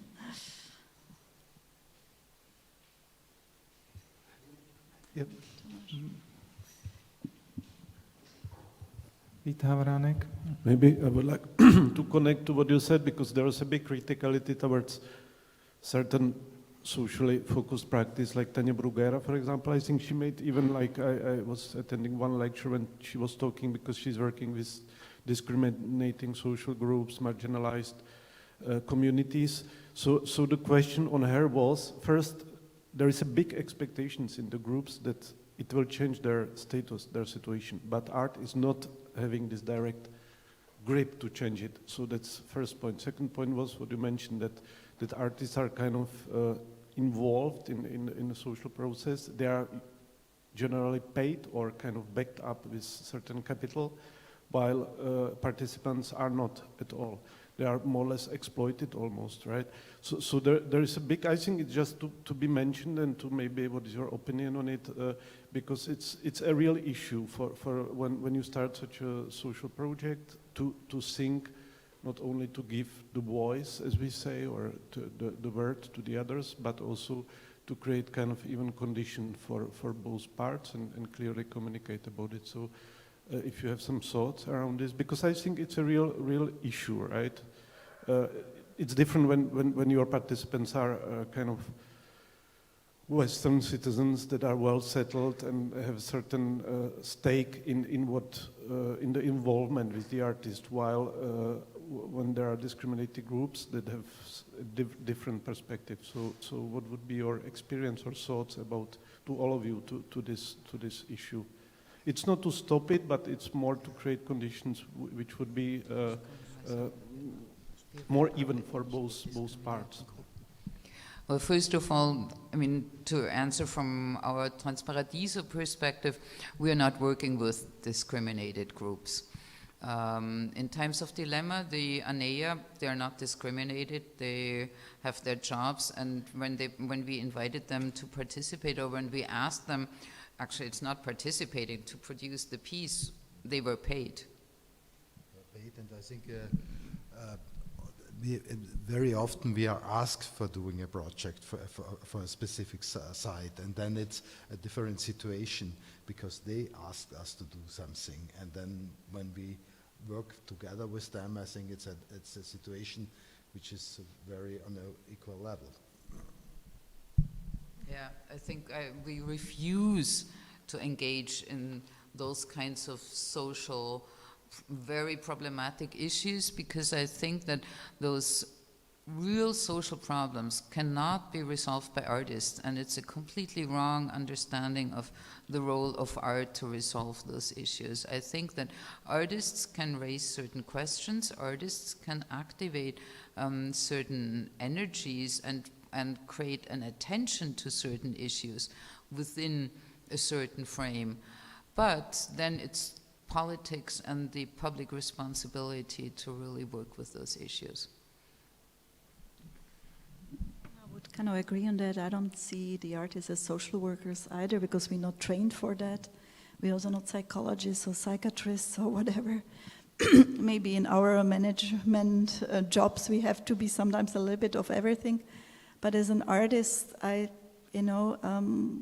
there's a problem, and we try to solve the problem in a creative way. And problem is not something negative, rather something positive in the artistic practice. So, and also that's, again, as I said, I have a long history of working as an artist myself, so I know all the exploitations situations I've been in before, and I would say that on one hand it got even worse, and that's what I'm also trying to kind of communicate to the students. On the other hand, it gets also better, because there are certain institutions now paying also artist fees and so on. And that had been a big topic over the past years also among the students, because they come and ask me, how does it work when I finish the studies? I am invited for this exhibition, should I ask for a fee? And then some teachers will say, rather don't ask, because then you will not be part of the show, but we rather encourage them, say, hey, yeah, try to ask and see what happens, and then you can still decide if you want to participate or not, if the conditions are right for you or not. But I think it's very important to put this on display and not just to, hide it.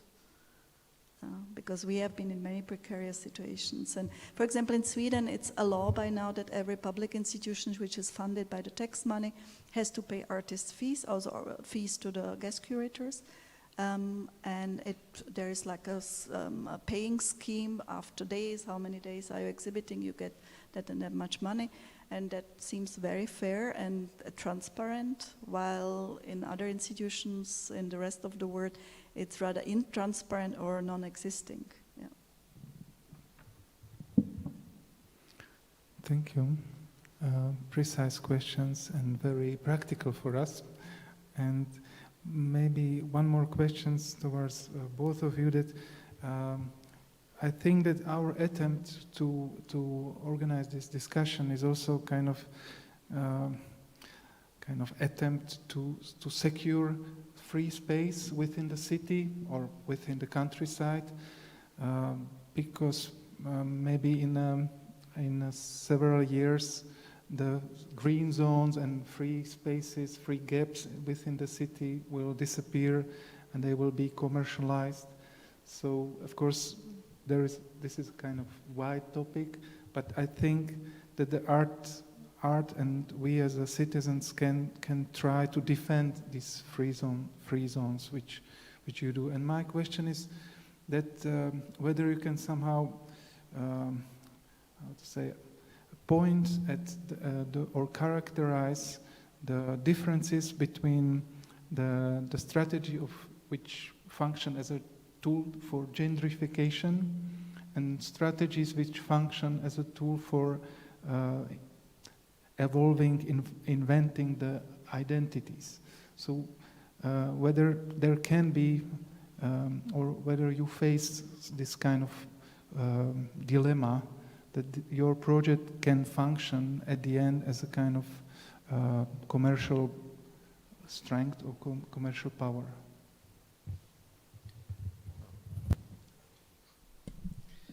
I think now I have to answer as an urbanist. I think it's we work since 20 years with the expression of the urban reserve. That means that something is not touchable at the moment because its meaning is for the future.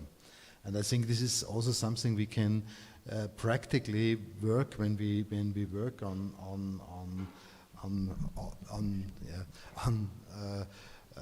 urban development projects. We always have this in our mind, and we also when we have to decide which project we do, and then maybe we come then to a link between the topics here. Yeah, I think it's important to decide from the beginning on what we can, which project we can do or we would like to do or not. I think, yeah.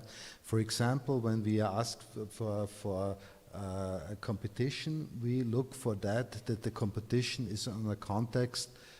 Now I speak as an architect. Yeah, is on a site where something is or was already built, that we make not new green land converted to land which is for commercial centers and so on.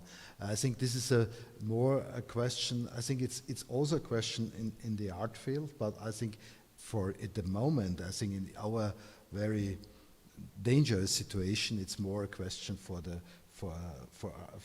architects and urbanists. I would like to maybe point out Park Fiction, which I think is one of the seminal project of what kind of impact it can have if artists and citizens get together and in an act of resistance. I don't know if you're familiar with Park Fiction. We call it the mother of the production of desires. I mean, the first project that actually employed the method by Deleuze. I mean, the term comes from Deleuze-Guattari, production of desires, but Christoph Schäfer and Margit Schenke and Kathy Skeen and Christoph Schäfer, they developed a project in Hamburg in, I think, 1995 or 1994. It started against an investor's project that wanted to destroy a park. And they developed several methods for getting the citizens together, developing a toolkit, suitcase with certain objects, organizing parties, organizing I don't know what kind of events. And in the end, to cut a long story short, they had developed the seminal project with the result that they could install this park according to the designs, the ideas that were collectively developed. Now, one can argue about the kind of aesthetics it took. Of course, then you have those kind of, I don't know, the very obvious desires like a palm tree. So now you find a palm tree cut out of metal structures anyway. But I think it's a quite good example that if citizens get together, if artists have the, how can I say, develop a certain angle of approach, then this can result in unique collaborations that can secure those urban reserves that Paul just mentioned, or actually develop a different type of a mixed urban corridor, which is neither nor, not gentrified nor artist run. Yeah. I think we also cannot be naive that we support a system, and people say that artists are the best real estate developers. Wherever we see a potential in a location, people might not be interested. It usually turns into kind of a highly priced commodity after years. And we could also question formats like cultural capital cities.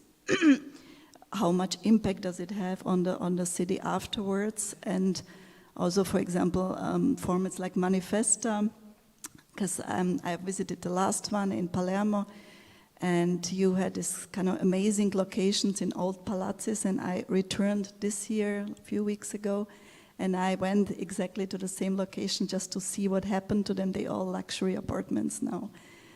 So we were kind of a vehicle to help the developers again to get attention to these amazing locations, which after the Manifesta were reconstructed and remodeled into highly priced apartments.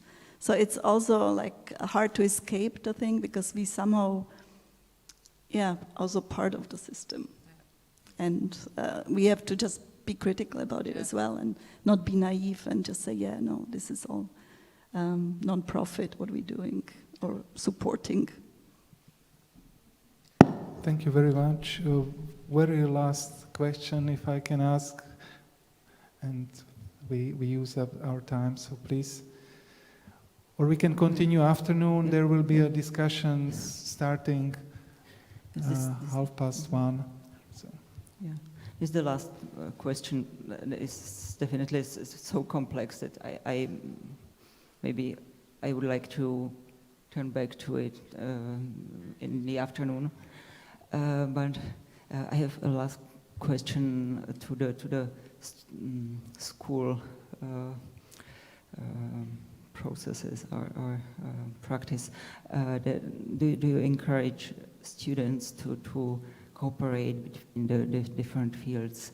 I mean, like we solved the problem about cooperation between art students and architects.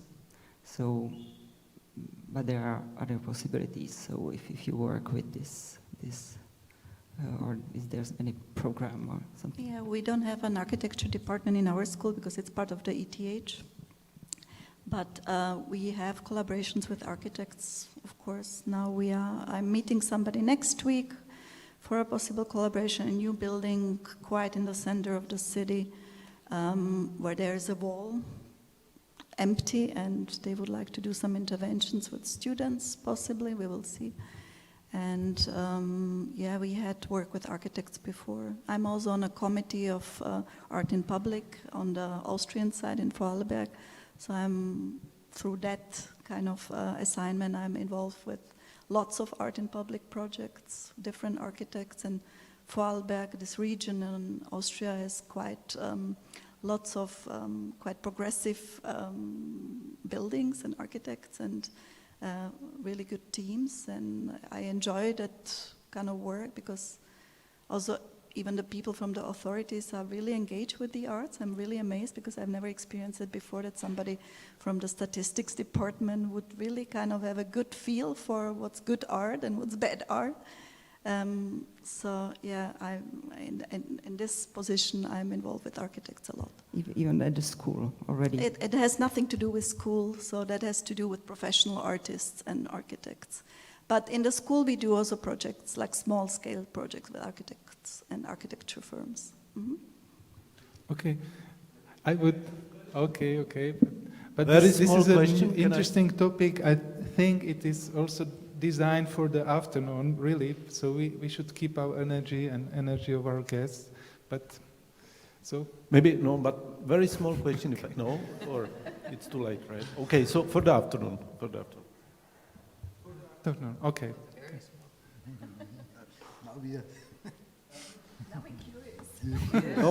No, my question was actually something I noticed from, so to say, grown artists that are out of the school. They complain to that actually the students are approached with such tasks, you know, in public sector, because they complain. They say, okay, they approach students because it's cheaper. It's supposedly cheaper, or you know, that then the professional artists, so to say, they feel, I heard such a complaint from professional artists that schools are approached. And it's in the same, it's the same question for the designers, for the architects and for the artists.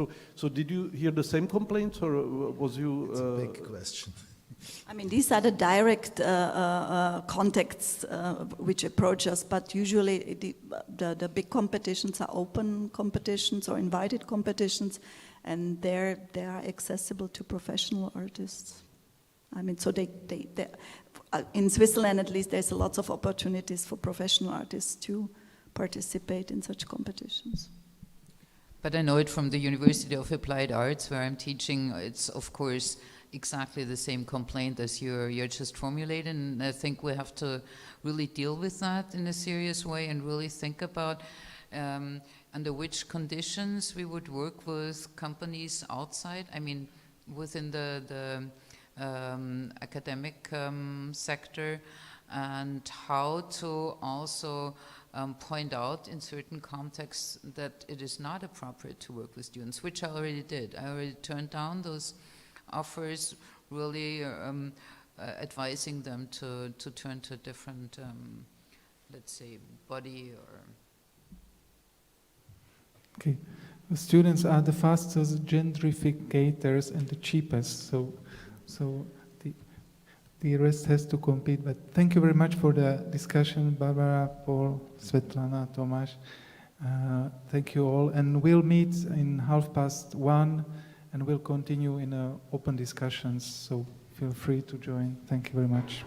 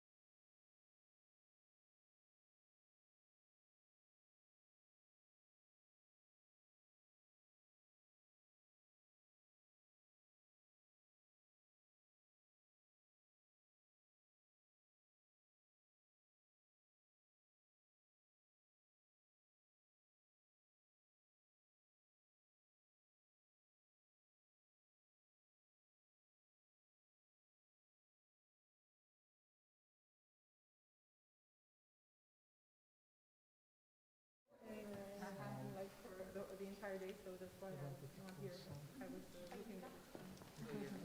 So I'm like, I know what happened. Right. I think I'll get rid of this chair. Raz, dva, tři. Raz, dva, tři. Raz, dva, tři, raz, dva, tři.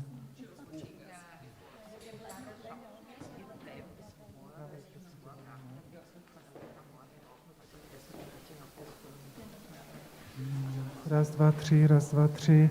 Dobrý den, Romane, Martino, Tomáši. Raz, dva, tři, raz, dva, tři. Dobrý. Je to ve virtuálu. Raz, dva, tři.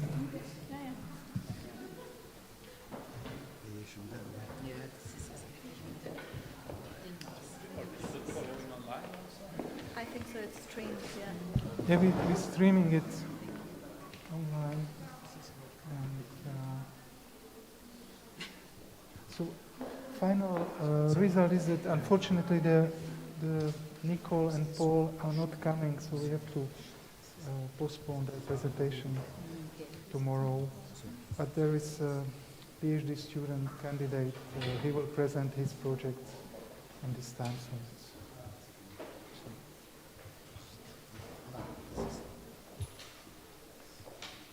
ahoj, Susan.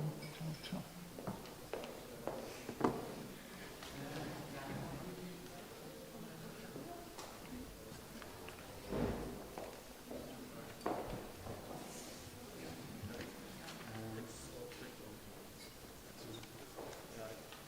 Co dáme? 10 minut? Dáme? Napíšeš tam? Díky. Raz, dva, tři, všechny? Jo, raz, dva. Raz, dva, raz, dva, raz, dva. Mic, test, mic. Raz, dva, tři, raz, dva, tři. Raz, dva, raz, dva, raz, dva.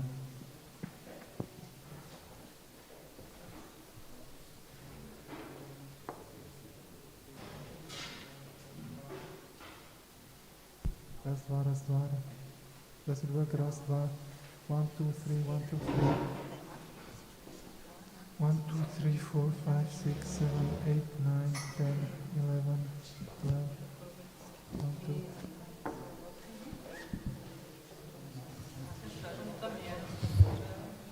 Raz, dva, tři, raz, dva, tři, raz, dva, tři. More than us.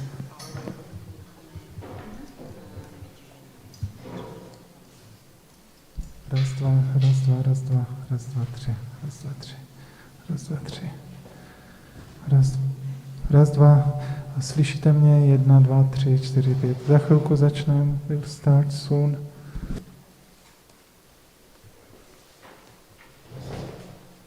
One, two, three, four, 5, 6, 7. 1, 2. 1, 2, 1, 2. There for public. This is for Roman.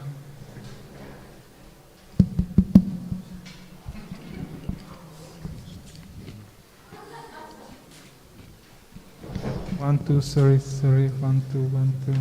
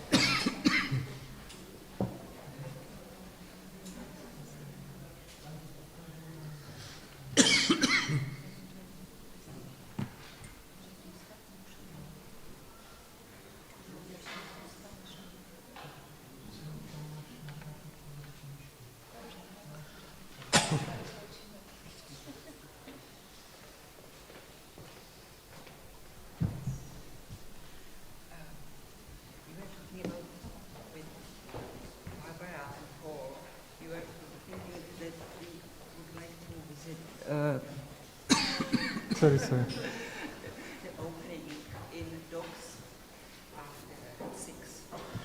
Okay. Svetlana is leaving. Yeah, but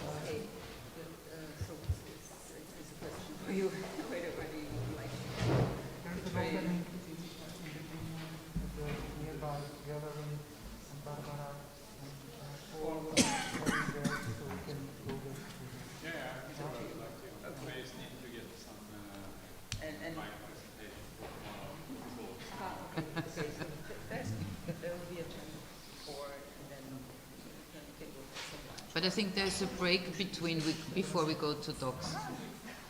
Jitka. Jitka, sorry. There will be a break before we go to docs, right? Yes, yes. We are. the estimate is that we finish 4:30, so there is 1.5 hours. Yeah. But I think we might finish earlier. No, I was just asking for Jonas, basically, because... We are going to. Yeah, so there will be a break in... But maybe earlier. Yeah. We are less. And in the evening we won't be so late. I mean, we can have dinner together and then maybe... Yeah.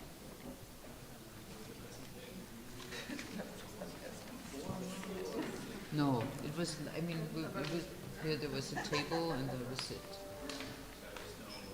No, it can be very... No, it can be very... Yeah.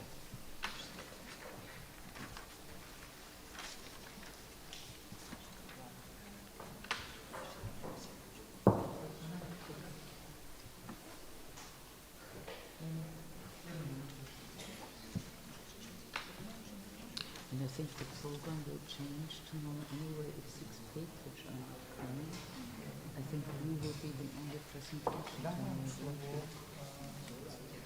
You know, Nicole 6, she got COVID.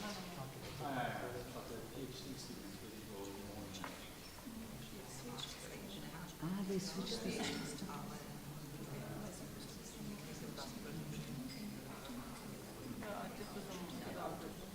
After Jonas already. Okay. So you're starting in the morning, right? So I am at 10, and then it's Nicole was at 9. Okay. Okay, so perfect, because we have to go to visit our site tomorrow in the afternoon. So that's perfect.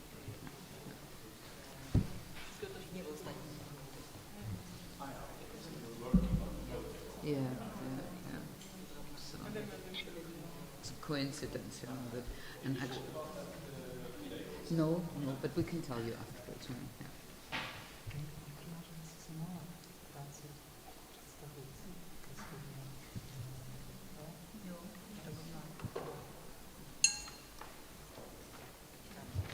One, two. Dear friends and colleagues, we will continue. Sorry, I will unmask myself. We will continue with our afternoon session, which will be more like open discussion, led by our PhD student, Linda Zain. She will introduce herself briefly in a second. I am welcoming Jonas Dahlberg from Stockholm, also Paul Rajakovic and Barbara Holub are present from the morning session. Svetlana Heger from Zurich. Unfortunately, Svetlana had to leave afternoon, so she will disappear. So don't. Yeah. So we'll meet in the future many times. So Jonas Dahlberg, Linda Zain, Jitka Hlavačková, and our translator Daniel Valensky. In case some would like to pose question in Czech, don't hesitate. And the ventilation. okay, I will close the door.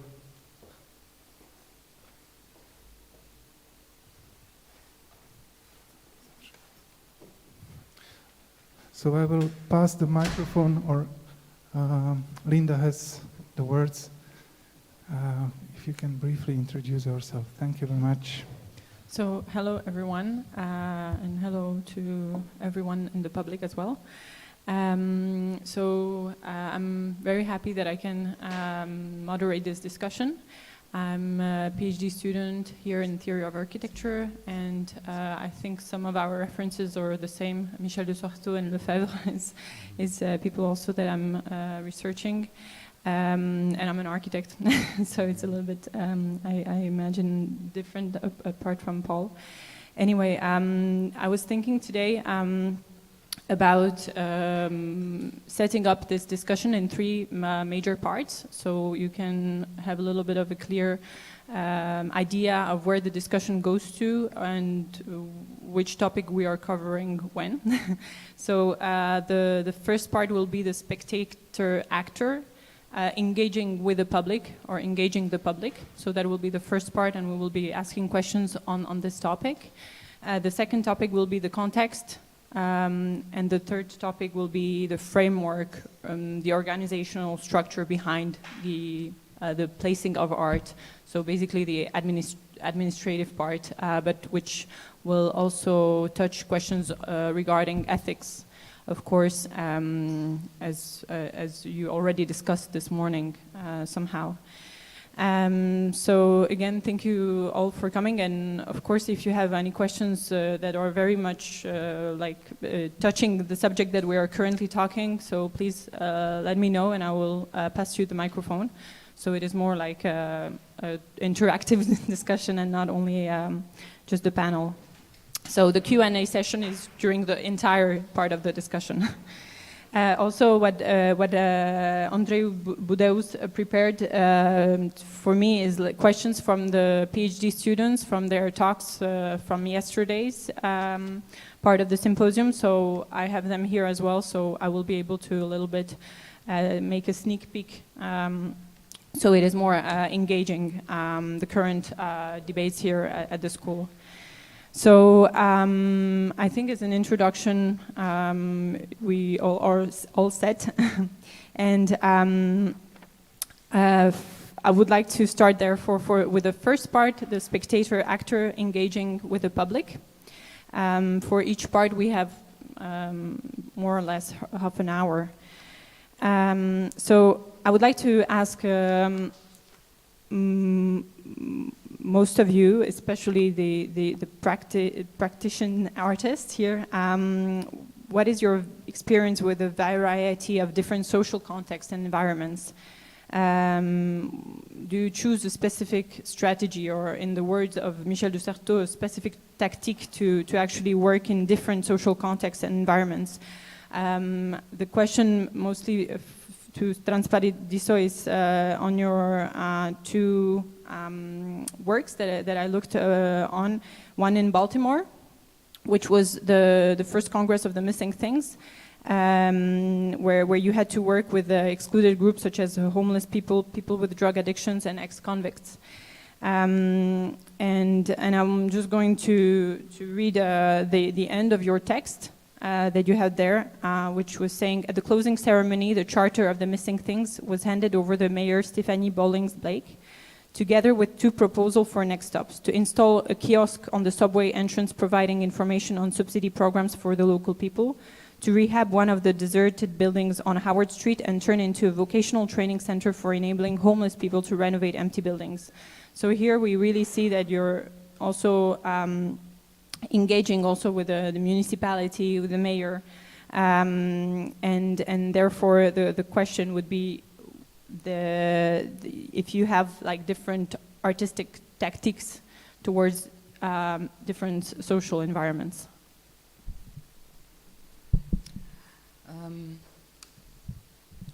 I think since you addressed specifically that project, it's a crucial example, and I have to explain a little bit more about the context, how this whole project happened.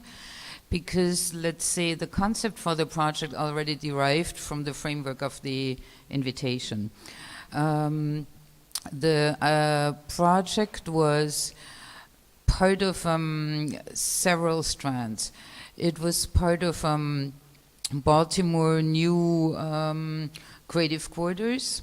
There was a new one built in the former city center of Baltimore, which had been dilapidated for more than 50 years, actually, since the white flight happened in Baltimore, which means that the white, rich industrial people, they left Baltimore and took their money to the region between Baltimore and Washington, D.C., so that this area actually became the richest area of the U.S.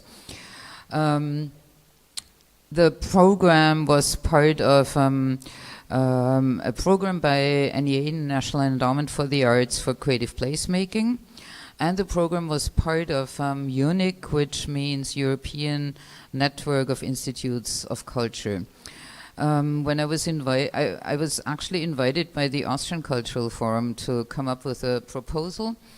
And when I looked at this whole framework being quite critical towards how creative placemaking is used in the US, I came up already with this kind of subversive project, and we had long discussion. I mean, I submitted that project, and they invited me to have online discussions about what I meant with a Congress of the Missing Things. And so already the setup was how to use that. I mean, if I agree on doing a project within that framework, how I can use that project for addressing and involving the people who are in Baltimore completely. I mean, they're not even in the picture of the people. So this whole situation was the mayor came for the first time to that area from the city hall, and you have to know that the city hall is 5 minutes away from that area. And she's coming from a black family of lawyers, and she visited that area for the first time when her nephew was murdered. So just to give you a short framework. So the idea was we handed over we collaborated with the city of Baltimore and with all the institutions and organizations that I mentioned, and we set out right from the beginning that we would hand over the Charter of the Missing Things to the mayor. Then the Congress was extremely successful. I was invited to present the project at the United Nations in New York at the next conference 2 months later. And since I could not go back to the US at that point, I asked Wilfried Eckstein, who was the director of Goethe Institute, to present the project.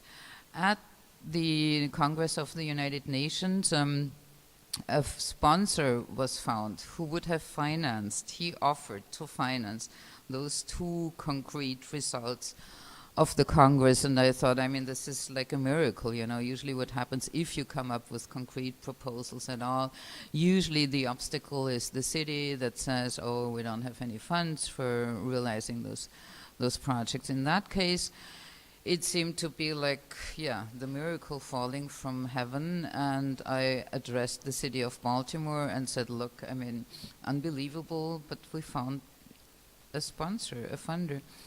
And you wouldn't believe it, the even bigger miracle was that the city said, no thanks, we're not interested in it. So talking about collaborating with cities under certain conditions, I think it's a very complex issue. This is probably the most, how can I say, extreme example. Then I turned to Goethe Institute, and we tried it from all different angles to get back in touch with the city and at least find out why they were not interested in. But in the end, I have to say that it proved my initial suspect, you know, that they were only interested in using the program under the conditions they were interested in, which means raising property value in this one street and actually not engaging in the complexity of the social context. Okay, thank you. I think we touched already on so many questions. Sorry.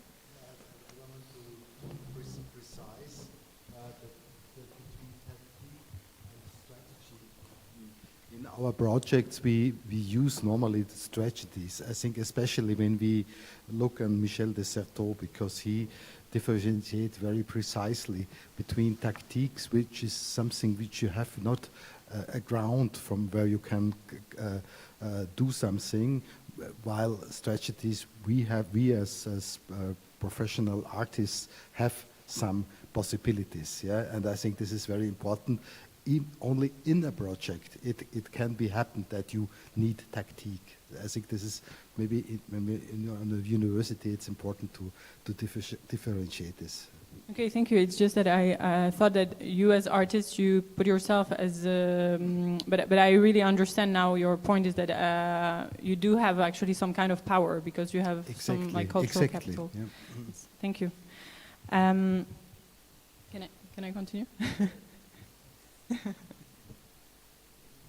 Just there are some topics where you use the strategies like participation, which is most of your projects, but there are also some contexts where you can, for example, you want to use some diversion or something, some like some to be in to oppose some political situation. So that was maybe one of the topics of these questions, but it's okay. But I find it quite sincere actually to say that we actually have some, cultural capital, etc., which the people we are talking about probably don't. My second question would be, what is the method of engaging the public into participative projects? So is it like going into the street and making some performance and waiting for public to be engaged to actually to raise awareness something, or is it more important to work with a local organized community or with an NGO, or for example in the Normal project you had also that you worked with the School of Forestry? It's a question for all of you, and how would you actually engage the public? Is it somehow organized so the actual response would be more successful, for example? I can say a couple of words, not maybe so much. I think it's each specific locality and situation has its own kind of or demands their own strategy. So I don't know if one can in general ask or answer that how to engage a public or what kind of public it is, and the most important thing that I see as an artist working in or sort of outside the institutional frames or exhibition frames where most of the things are already negotiated beforehand, one can say, is that one identify with who one is speaking with, and then and start to look into those bodies and those experience and compare them with your own body and your own experience and start to take it from there in a way. But I'm not sure that I have. It's so many ways. If local engagement, local investment. I know that if you talk about mediation now, like in peace mediation in war zones and so on, they used to send in sort of the one man, really a man, or very often the white man coming in the neutral position, which is used to be also the artist position working in public. One is sort of landing somewhere one doesn't belong, and then one do something which is not that locally engaged then in that way. In mediation now that doesn't work anymore, so they much more team up with local institutions and people that actually are invested in the neighborhood, that has something to lose, instead of what before the mediator, the one person coming in but has nothing to lose, not invested at all, and supposedly neutral then. So that's, I think that of course art has a lot to learn from that, from those methods when one go in and work, and how to do that. It's I think one need to kind of evaluate each separate situation and what one is trying to do. It's so many ways one can use. We did some sort of, one can use so many strategies. One can use fiction in a way to make people speak. One can use, you know, one can have a dinner party, I don't know, but it's, you know, we have bought now, we are trying to explore local engagement in the course I'm running then by that I have taken, we are working with a development area in Stockholm that is an old industrial area which is supposed to be developed the coming years. That has something that has been going on for almost 20 years, but no one really knows about it, just the people in power and the politicians and landowners, very few of the citizens. So I just took space there in the neighborhood where we will then, our group outside that neighborhood, so we are sort of part of the public looking over that site.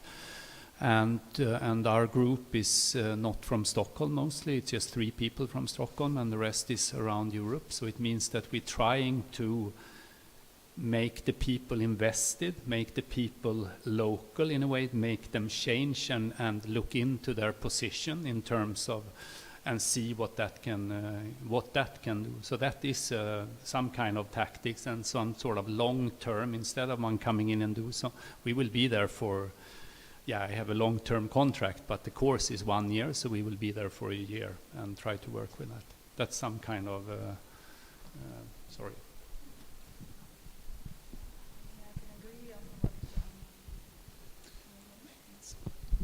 I can agree what Jonas said, but nevertheless, not every practice is somehow engaging public or is based on participation. Nevertheless, we somehow always dependent on the public once we present something or exhibit something, because public is the feedback we get. And so whatever we produce, it's exposed to certain public, maybe different kind of publics, but we don't live in the times where we produce like a painter in the studio and nobody sees it and the person dies and then suddenly people discover the oeuvre. We always work somehow publicly and with the public. Can I say one more thing also? I haven't been here before, so I talk a lot now in the beginning, so excuse me. But no, I also thought, because it's also very often that one take for granted that idea of speaking with the public or have a dialogue with the public is good. And I'm also maybe, or also I don't know if you would agree with that, but I'm maybe not that convinced that it always is, and that it's so I think that is an interesting discussion and but that's a difficult discussion to have. But for example, I can take if I take a starting point from a work that I did that I will talk a little bit about tomorrow, where I did a proposition for a memorial for a terror attack in Norway, and which got cancelled then after 4 years' work. But and it was the local community that was then protesting. And in terms of then speaking with the public, the community that were then protesting was 28 people, part of the local Framskrittspartiet, which is the right-wing populist party, which is the same party that that the terrorists were part of his whole grown-up life. So then one wonder, I thought a lot about that. So how do is that the public that we should ask? Is that the public we should listen on? Is that the public we should have a dialogue with? And maybe it is. It's just a very complex situation, because it's always the sort of the idea of dialogue with the public I have a feeling that it's always have a solution orientated, that we are going to agree on something. And that is, at least that I might be wrong in that, but that in that case would maybe not be what would be interesting in that kind of dialogue, at least. Thank you that you raise actually this complicated topic. I guess why I'm also asking this is because often the word participation, anyway, in urbanism or in architecture, and now even on art, public art, is often used almost as a populist, by populism as well. And so it's really actually difficult of how not to work in this kind of agenda. And in the same time, when you ask if we have to, which public, but the things that we will not choose our public, right? It's the public that is there. But I guess it's quite a difficult challenge today, or maybe even in the past, that we are living in really a polarized society, that you actually fall into these quite extreme communities, and how actually do you think there is actually a way of how you as an artist or public art could engage with actually groups that would be a complete opposite side of your values? Yeah, absolutely. But it's about creating those spaces for having a very specific kind of dialogue. When what normally happens in situations like this is that the spaces where the dialogue is happening is in media, then, if it comes to this, or very polarized situations, and where you have very little control on it. If one speak with one can sort of go in a room and speak with anyone and try to have a dialogue with anyone, but the key for me there is that I can feel safe in that situation, that I know where that I can leave when so if we are going to use the sort of our shared common spaces as a space for disagreements, which it should be, then we need to create spaces that there one can sort of meet basically someone which is aggressive, or when one can even be safe with that. So of course one should speak with and try to speak with, because that's in the end it's the only way, or it's not the only way. One can also use sort of weapons, but otherwise it's the only way to make people change. But I don't think we take care of the spaces for it. So that is to find, and that is a task in itself. When one talk about participatory projects or dialogue projects, it's of course it's a very specific field in itself. And if you're really good at that, you can create those spaces. But most people are not so good in that are doing that. It's something that they throw in architecture projects all the time today, and not really think it through. And artists are using it without really thinking it through, and what they want with it and why. And very often that it's used because it doesn't cost so much money, and it checks a box. So it's not the safe spaces we are talking about at all. Yeah, and I think it's more about collaboration and the dialogue, and with every project, I think we need before a setting which is the base on which from where we go on. Yeah, and this is what is also very dangerous, that we start to do a project with participation. I think this is from my point of view, it's totally wrong. Also in architecture, before we start, we have to be a concept. Then we have a dialogue. Yeah, I think it's important to point out, to really differentiate between art projects and architecture projects, because you mentioned that, and now also in art projects, participation, no, it was the other way around. I think art projects, and especially projects engaging in urban intervention or in public space, I mean, they've worked with aspects or issues of participation, or how to address the audience, or let's say analyze the dialogue between the author and the audience. I mean, for decades. Let's only talk about, mention Susan Lacey, like one of the first really public artists also creating the term new genre public art. So there is a long discourse already on also differentiating practices of participation.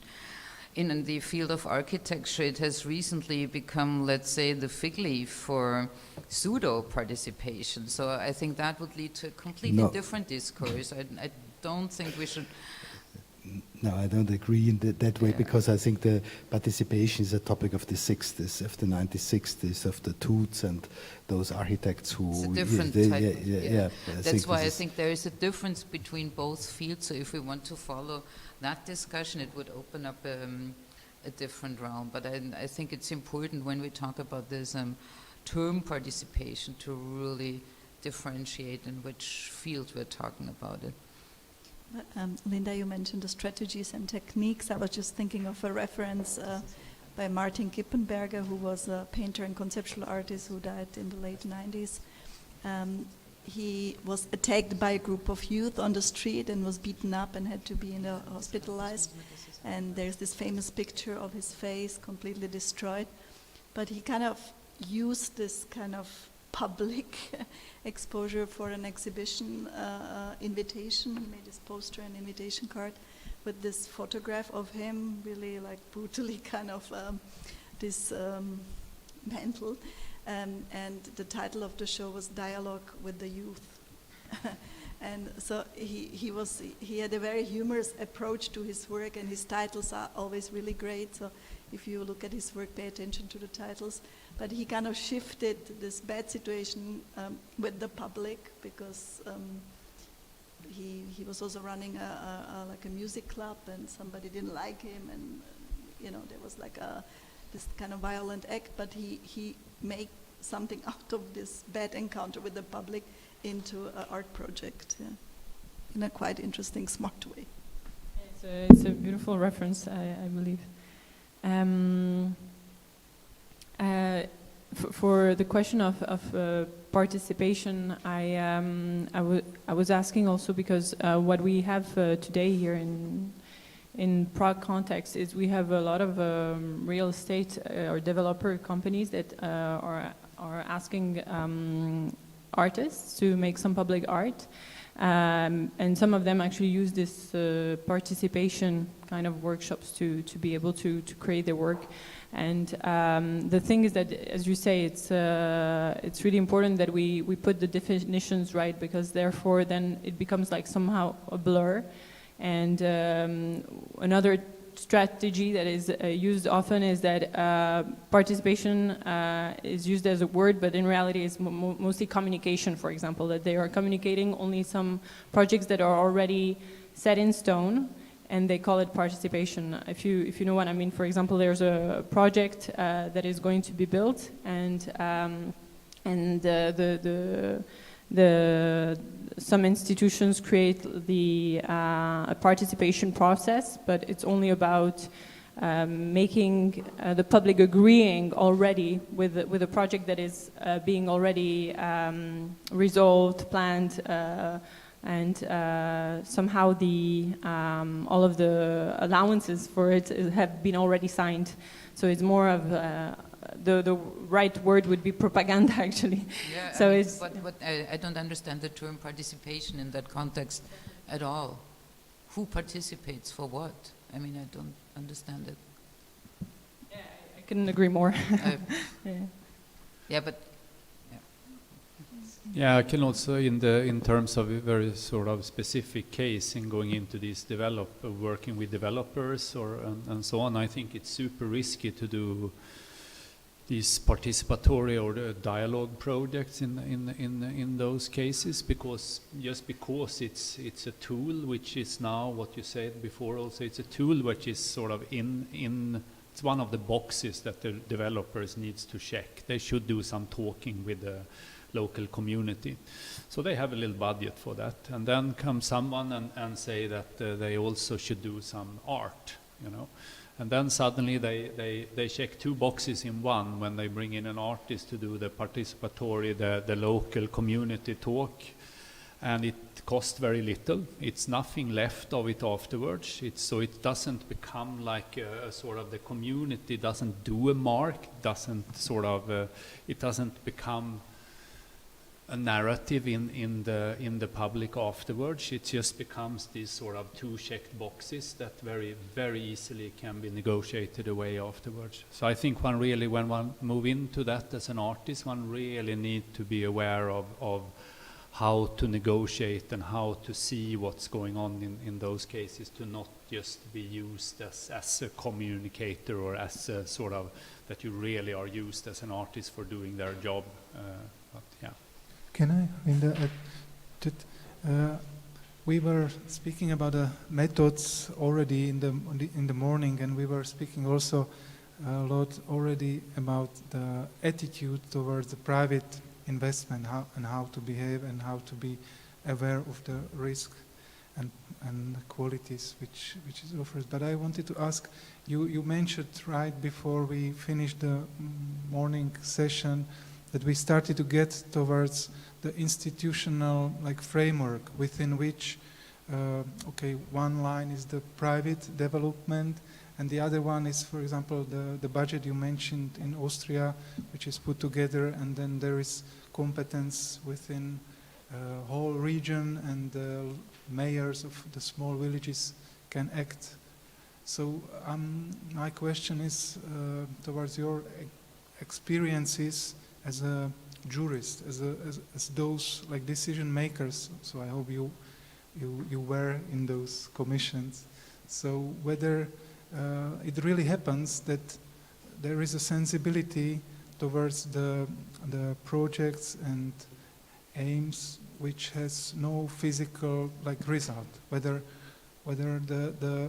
these frameworks are designed to accept that kind of, because if not, I have to admit that in Prague the private investors behave more ethically than the state-run institutions. So there is this paradox, so that they at last somehow try to establish some rules and they follow the rules, while the state-run institutions, they tend to behave in a kind of different manner.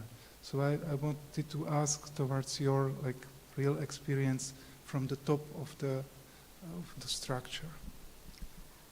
Well, I think also in that context, you have to look specifically at the very specific situation, because each construction of public art funding bodies is different. So the question is, who invented the structure?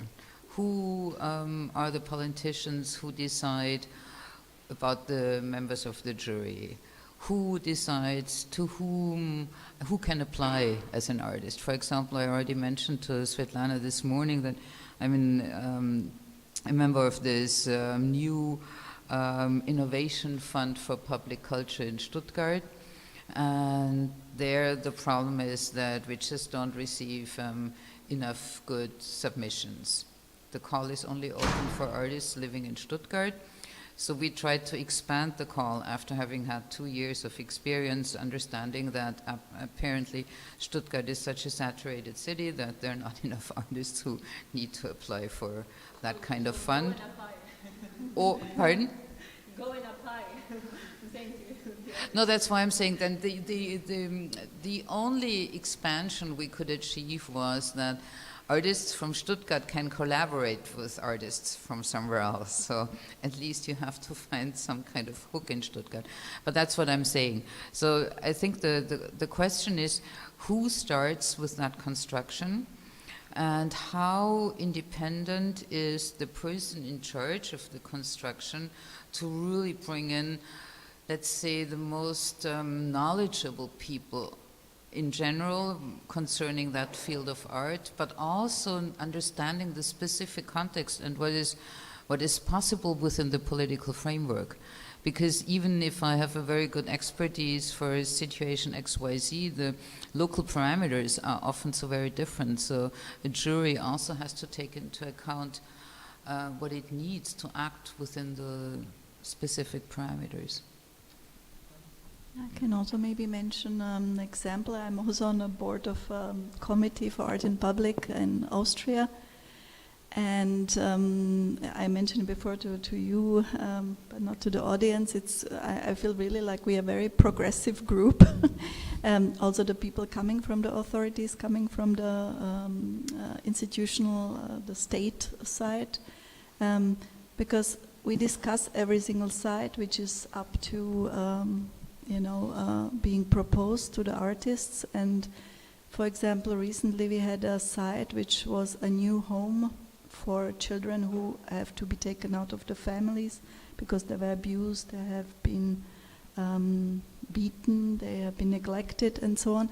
So we had this discussion. It was very difficult to find something which would match to such a kind of difficult situation and context, and we decided to open it for residencies. So there were residencies for each 2 months for an artist. So it was 6 artists within 1 year who just went, lived there and worked there, and the studio was open during the day, so the children would come if they wanted and were curious and started like talking to the artists and maybe developed some projects together, but also not, some of them just work on their own. And I thought it was quite a nice and very modest and sensitive intervention, how to bring art into a building but not build a sculpture or like put paintings on the walls.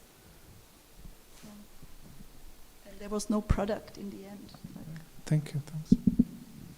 Yeah, I also think a little bit about around this, or what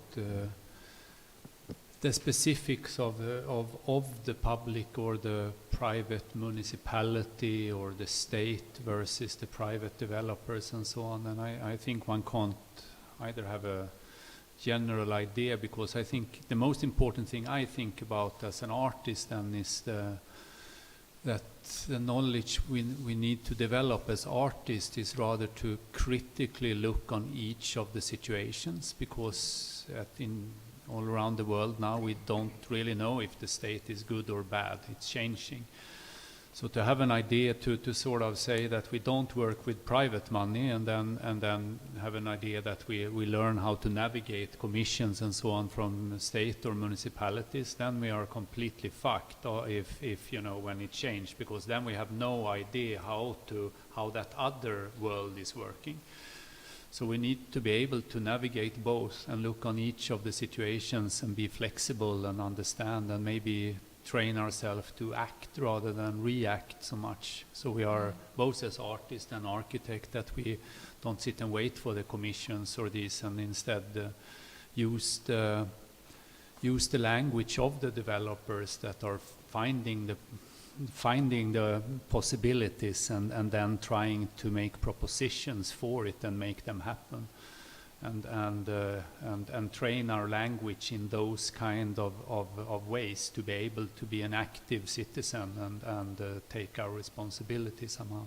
And I think it's super much about this, to critically be able to see each of the situations and not just private versus, because it's also it's such a gray area what is private or public now. It's impossible to know, because whatever, if you take a museum which is used to be in Sweden public, and that's all the acquisitions that they do come from private money, so it's it's like, how public is that, and which public are going to museums, and so it becomes quite complex, these questions.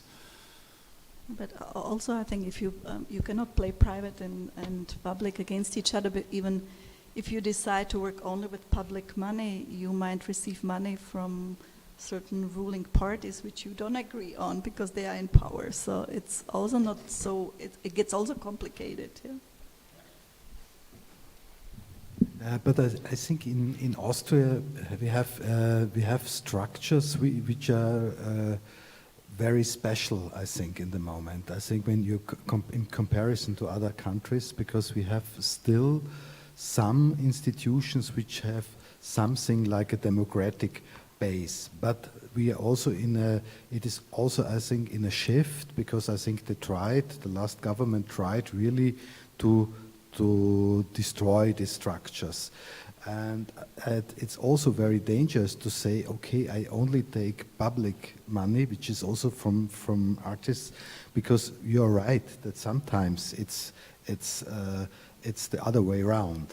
So I think it really depends on the legal system from where, and this is not so. It's very complex, because you have to to analyze the structures of every country and also all history. I think there is a different history between Czech and Austria, and this means that something is which came from the state is problematic in one country and in the other maybe not.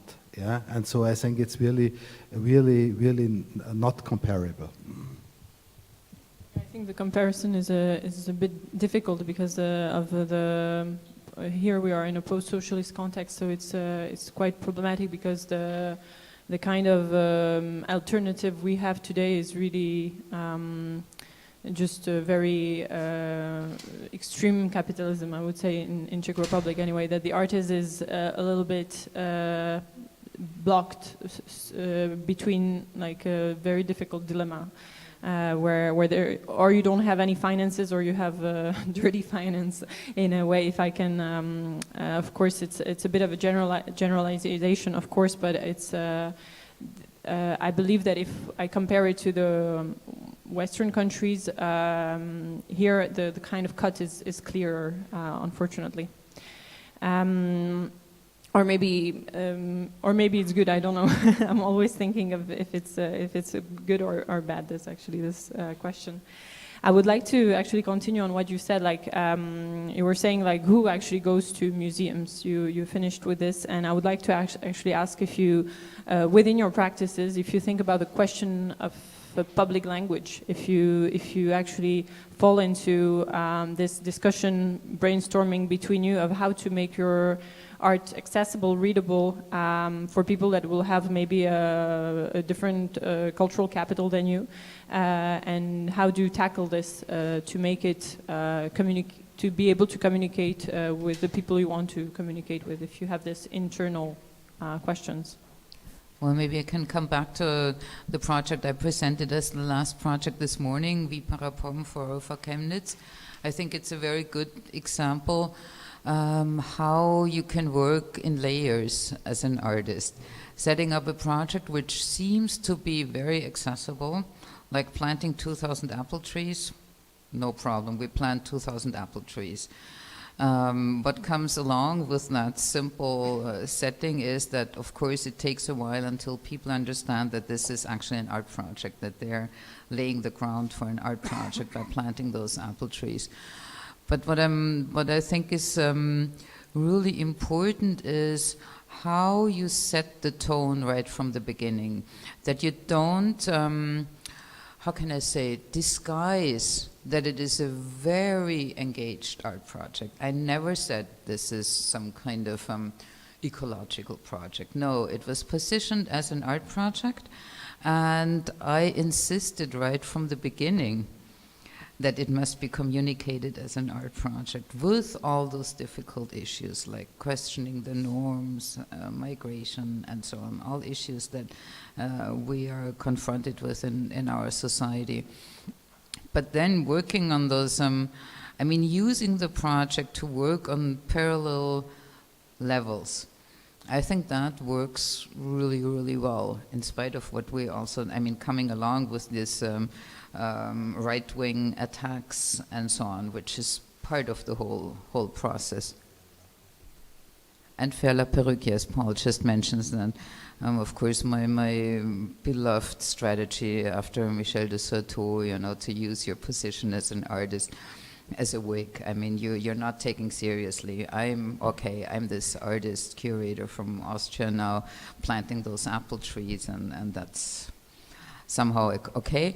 But, and I showed it this morning, what happened after this first event we did now with Volker Köberling on Saturday, I think the event was so successful because, I mean, the images that this seamless, stupid, and in vain action created, picking, I mean, scratching, digging up asphalt manually. I mean, it's probably the most useless thing one can do. And with this uselessness, with this stupidity, people were watching and people started to ask questions. And what was also a really great advice from the schoolmaster, the principal of the grade school, was that she said, look, I mean, we are facing students from I don't know how many different cultural backgrounds, I think 50 different languages. So let's think about maybe making the invite also in Arab and in Russian. And this was great because since she said that, I had the excuse that we could make it in 3 languages. If I had come up with that suggestion, I'm pretty sure that the mayor of Chemnitz would have said, "Oh, this is too. I think people won't like it, and we'll create some stir and so on." So we made it in those 3 languages. And when I talked to the people participating in that action or looking at the action, there were a lot of Russians coming. So it really worked on that very simple level already, including the other languages. And through those conversations, people understood, okay, it's about all those other issues. And I think this is at least what I find extremely interesting, that you never have to lower down the level of discourse. You just need to find the right angles, where to place which information, and with which means. I agree. No, I think it's very interesting, this the sort of the how to approach a work, the entrance sort of if I'm talking architecture terms, like how to create that sort of entrance sequence, and if one is in an exhibition context, one it's again, everything is given to you. You know the audience. It's quite homogeneous audience. They are there to watch what you're doing. They are prepared. They have made time for it, and so it means that you have a very specific sequence when you are in an exhibition or in an institutional setting. If you go outside that setting, you have nothing. You have most of the people are on the way somewhere else. They are busy or tired after work. They are stressed. Were in an argument. The last thing they are maybe not looking for something in that sense. And if they see what that we have then added to whatever that is, a strategy, a method, some. Not art, but not art in a way, but then they don't know if it's what that is. So that's a very kind of interesting starting point in terms of communicating. I think that's a very specific and very, very interesting. What is really the beauty of working outside the institutional setting, that one has that in that entrance where it's all quite open. It's Sharon Hayes said something, that it's everything that happens in public space actually happens. And I think that's quite interesting to think about. Everything that happens in public space actually happens. If one come into an exhibition space and sees something there, and someone kind of creates a crime inside an exhibition space, one doesn't take it too serious. It's art. In that way, that's very seldom an act of, if one do activism inside the exhibition setting, it doesn't really change anything, because all the people that are watching it are actually agreeing with you, So, but if you do it outside that institutional, where people doesn't know what it is, then you have a really interesting starting point, and to deal with that, and to create that sort of open layer that you make it possible to enter. You work with that, with the audience, or with the whatever participator, initiator, however you kind of work around that, but so they get the possibility to enter the work, and then the layers can come afterwards. So I think it's a beautiful, or one of the things that I am really happy with, to work outside the institutional setting, that you have that kind of possibility. If I can ask you, that if you believe in public space, you believe in the city, and I do too, but where I'm going to is that we are in a time of digital revolution. And you said that most of the people are stressed, most of the people are going somewhere, but most of the people are on their phones. And to me, it seems that everything that happens in the public, outside happens. But today, I feel that everything that is digitalized happens, and everything that is not digitalized doesn't happen. So, how do you feel today about this? Because for me, it's quite difficult. Because I really believed in my entire, education, that the city is a place for conflict, for mixity, for diversity. But unfortunately, with time, there's a disenchantment also that comes at also with the revolutions in Syria, etc. That we found ourselves in places where maybe the city, I don't want to say it, the city didn't die, but this question is, how do you feel about it? And in your practice, do you feel like that the digital sphere changed when you place something in the public space? Like, did you, in your long career of placing things in the public space, do you feel like there's a change? A lot of questions in one. Yeah, I'm desperately looking at the others too. But Jonas will have a presentation which is somehow dealing with this topic very intensively. So. Yeah, in some ways, but not. Yeah, and of course the digital space and that's in that it's a shared space we have today. It's not maybe. It's a very complicated space in terms of this, what I said before, in terms of creating a safe space for disagreements, because it's built on disagreements and an unsafe space. So that's how the algorithm works and how we are pushed to communicate with each other. So that creates a very specific space, of course, which in some ways have been a much more important tool in public than when it comes to changing societies and so on. I really don't know if I have a question or an answer or more than it's something that it's super interesting to look on now and to think about now, and how that these two kinds of spaces interact with each other, and what will happen with that. I don't know. It feels like a lot of things is happening right now in the ways we communicate in those spaces also. I also want to say that I also teach, and sometimes I say, yeah, the other public space that we have to look at is the digital space, but there's a mistake when I say that, because digital space is definitely not a public space, it's a privately owned space, so... Yeah, but yes, one quick, but also many of the spaces we think is public spaces are privately owned spaces where you first realize it when something is happening and suddenly it's some regulations coming in. So I think it's kind of imitating also how our physical space looks like today. So I don't think it's that different in a way. It's so blurry, those, and maybe it's even more true because it's not really that blurry there. It's very clear what it is about in a way, and our public physical space is much more of a gray area in very often bad ways, I think. Svetlana, sorry to interrupt.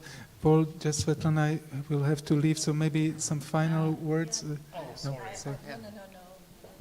Yeah, I'm not really sure if I have answered to this question. I mean, it's an interesting question, and we will see how it will develop. But I don't know if we, Also, we're talking about solitary interventions in the public, so it's still about this kind of solitary work for the public, and maybe this has to be dissolved as well. Like the digital space is kind of. We're still talking about single artistic positions in the public. So that was kind of like interesting when you said that everything is open. it's actually not. It's still quite traditional what we're talking about, like about our own projects. Maybe yours is more open, but I usually kind of act as a single artist, or you as well, probably, mostly, I don't know. So maybe this has to be also kind of discussed eventually. Why still these single works in the for the public? Why do we have this, demand on, because still they are labels, they are brands, they are. So we kind of serve the system as well. I think it's quite interesting to see on. And I have to say goodbye. Thank you very much for everything. Thank you. Thank you very much.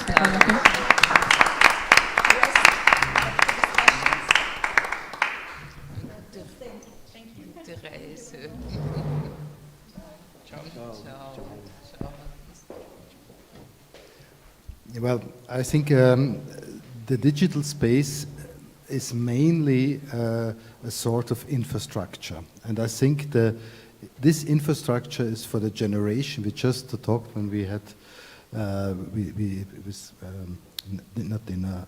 We eat together. We agree. I think that the generation which was born after 2000 has a completely different approach than before, because they started already with this infrastructure. And for that I have I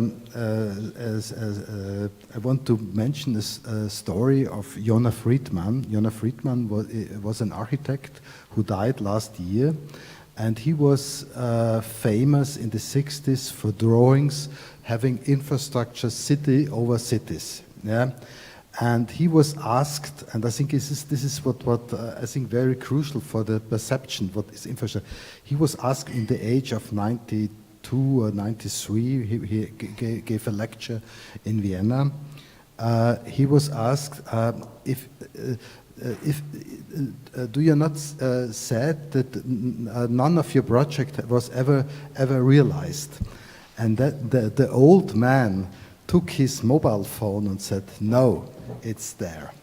Yeah, it means this infrastructure we need for which we wanted to develop is in a way that what is now digital, because it's there we have different pipes where we can communicate. Yeah, and I think this is something where we can connect these different worlds together, because when we use it, when we see it, it is not the opposite of the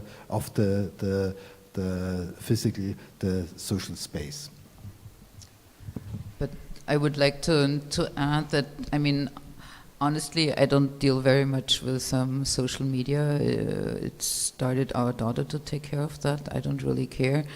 But I think it's important when we talk about the relevance of producing artistic interventions in public space. I think it changes and it enhances the necessity to act in public space, because for many people this is the only chance where some kind of interaction can be triggered or enhanced. And I realized that already from the students. We just had a workshop in Trieste with the students, and it was the first time that I suggested to go somewhere else for having the workshop, because I thought it does something to the students if they are ripped out of their normal environment, if they have to engage with a new context. And what it was extremely wonderful to observe during that experience of the workshop was how fast they organized themselves to put their energies together to help each other out with trying out small. It was for, let's say, really young students, workshop for participation intervention. For many of them, first experience acting in public space, so we're only talking about exercises, we're not talking about producing a project. But for trying out, taking the courage to practice those exercises, they needed to support each other, And already that moment showed to me the relevance of what it does if we really engage physically, if we don't stand outside with the different distance of a device, of a screen, of this kind of safety of not being inside some kind of space of action. Yeah, I also wanted to say something that taps in a little bit about this, that we speak about it quite traditional in a way also, that with these interventions and so on. And I think it's interesting to think about sort of public art, or if one even should call it like that, but if as public speech, which means that it's more about using strategies and methods in our common shared spaces in a way, rather than to make artworks in that way. I'm much more interested in us as practitioners, artists and architects, to use our voices in that way, and that is public art in a way.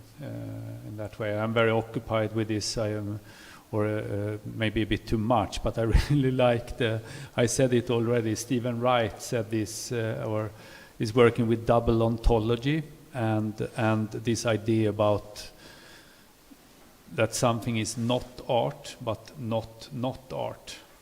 And I really, really like it. And the idea of double ontology as a strategy in public space, that something can be something, but also something else. You can sit on this chair, but the chair is constructed in a way, or used in a material which is I don't know, has political interest of some kind. So it's both something to sit on, and it's also comes another layer which takes time to take in.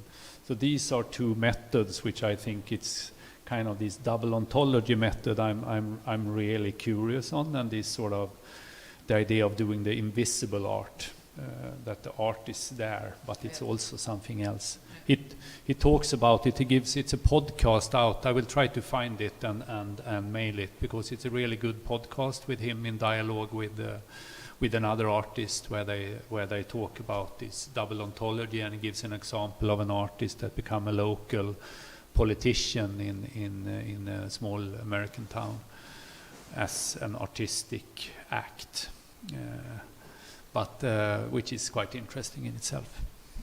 I think that's great that you just mentioned that, Jonas, because we didn't yet address that aspect. Do we announce projects in urban public space as art projects, or do we not announce them? And I think this sets a major tone to the relationship between the author and the recipient, or the audience.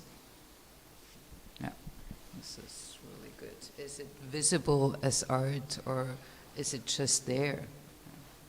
Yeah, I feel also in academic premises, often the definition of art has to somehow be defined, and sometimes it's maybe the artistic approach that is maybe the actual answer to this.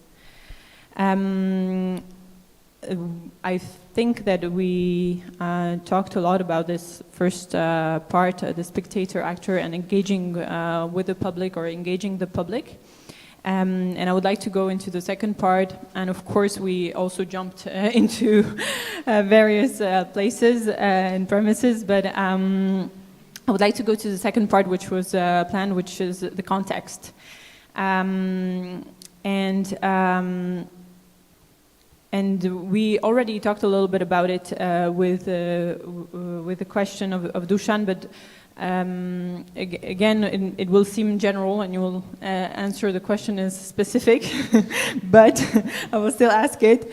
Where do permanent cultural interventions have their function and place, and where instead softer artistic strategies? This seems to be quite a general question, as I asked, as I said, but there was this project you did in Vienna in the laughter that gets caught in your throat, and the response was to me almost on time, and the context also, I'm talking also about the time that you chose also a specific time with the refugee crisis, and you did this project, and maybe this is my question, that do we answer to political moments or political events through softer approaches than with like sculptures? Maybe I start answering, because great that you mentioned that project, because I think it's a quite special project without our other production, because it was the first time really working with performers and performance in a more theatrical way. I think here the context is also really important to mention. It was an invitation by the Vienna Biennale, and the section of the Vienna Biennale we were invited to was performing public space. Now one has to know that probably in quite a big difference to the city of Prague, Vienna is overboarded with projects happening in public space, not only necessarily art projects, but all kinds of events.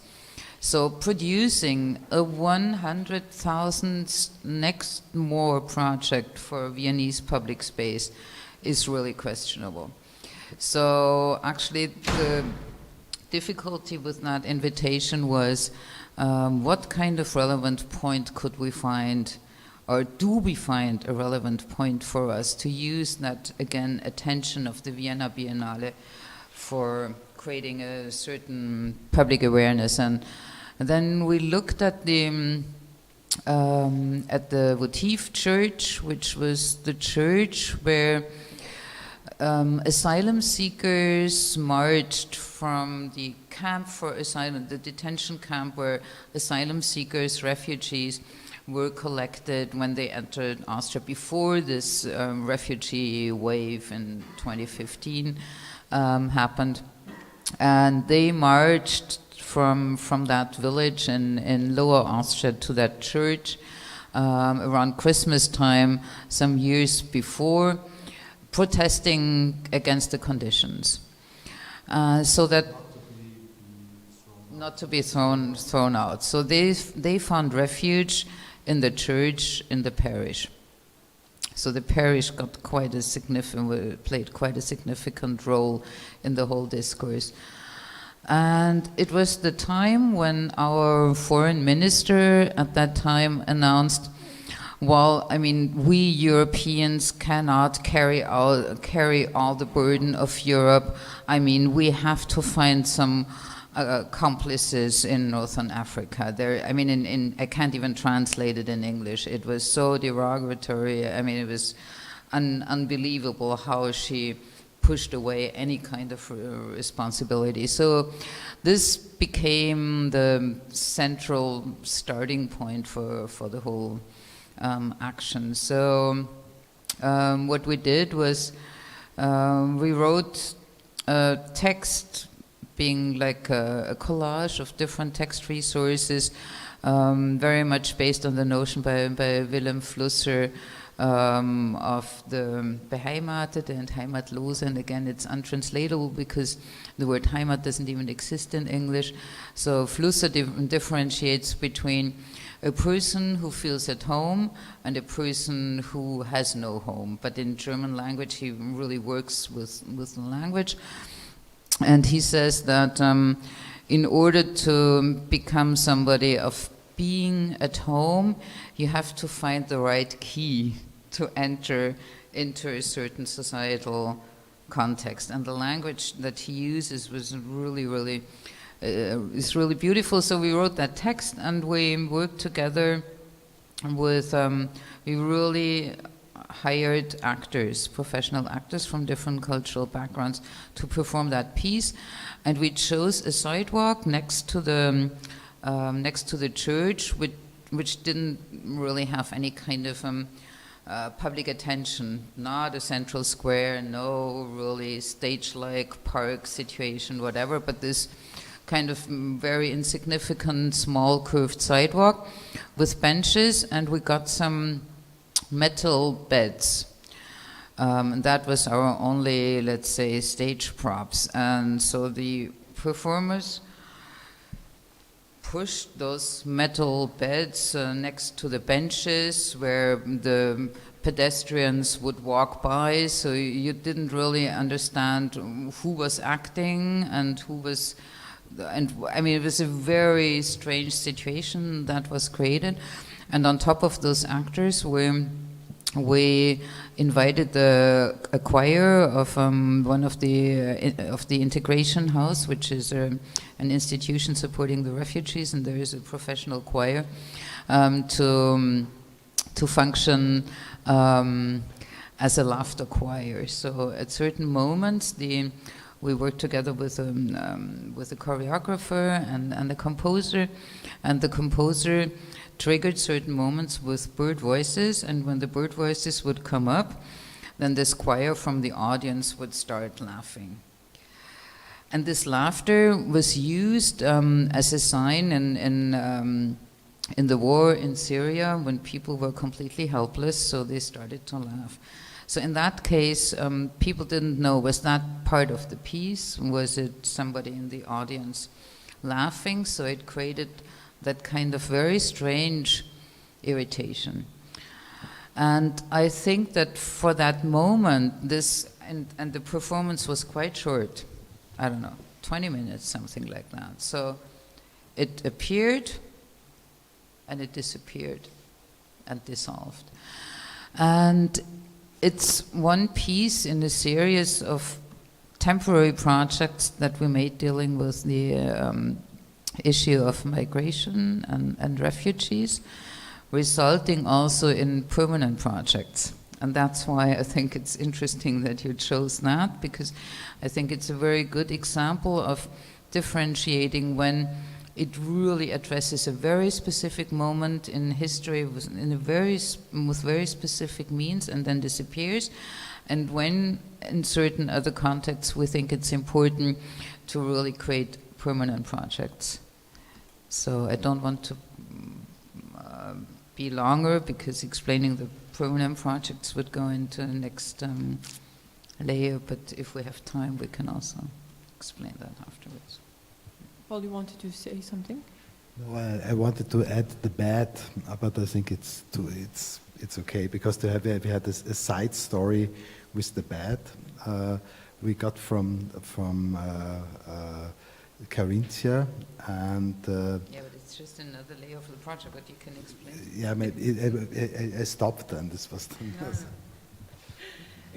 It's not the bed, it's the bed. The bed. Okay, the bed, the metal bed. Okay, it was we had problems to find beds like that, and we finally found them in Carinthia, from a woman who had refugees and stopped having refugees in the house. Yeah, so was very yeah. No, this is infrastructure for dying tourist areas in Austria. They converted their private accommodation, pension homes into hosting refugees. And finally, we found out that those beds came from the police and before from the Nazis.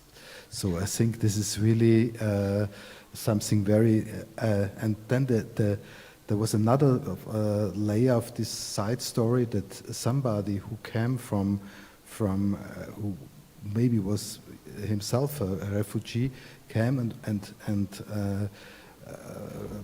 bothered, was das, wie sagt man, beschimpfte uns. Weißt du, der Mann, der uns dann beschimpft hat, dass das Bett benutzt wird, dass das nicht auf der Straße stehen soll. Okay. A man insulted us. I don't remember what Paul refers to. A man insulted us. What? Beschimpfte uns, wenn wir das Bett verwendet haben für dieses Spiel, und das Bett genauso gebraucht wird. He said that how can you use that bed for staging this performance if the bed would still be used actually for the refugees? It's actually a good example, because we were talking about temporal performances, but the actual object can have also its story long behind. history and, yeah. So actually, thank you for this reference. And I wanted to ask you, Jonas, because you were you used the word passive spectator when you were describing at the AA the memorial, that you didn't want the spectator to be passive. So maybe here I wanted to ask you, like, how do you activate also a spectator when yes, the object is can be cold in a way. Yeah, that's the passive versus the active audience or participator. In a way, it's one of these key things to work with, I think, in that way, and that's I used it in that talk as an example of the gaze towards the island Utöya. Then that one of the things that the specific in this case was that it's when you go to the place. It was a shooting there, 2011. 69 people died there, mostly kids, and I won the competition to do a memorial in connection to that island, but on the mainland. So it was on a peninsula, and one of the things that then the jury, the context for this that was given to me beforehand was that they have picked that peninsula. Here it's going to be the memorial. So that was and that was a sort of a picture perfect setting with the peninsula reaching out in the water, stretching out towards the island, with an idea that one should walk out to the tip of the peninsula, and then one can see the island. And then that sort of journey, because the journey that you do as a spectator there, because or the audience, or I was the audience first time when we went there for the site visit, means that you have all this knowledge with you of what happened on that island. And that makes you curious on the island in a kind of a voyeuristic way. You know, it's like a bad thing in our humans that kind of act also creates a curiosity that one would like to see. It's like this kind of you would like to and you would not like to, and if you feel that when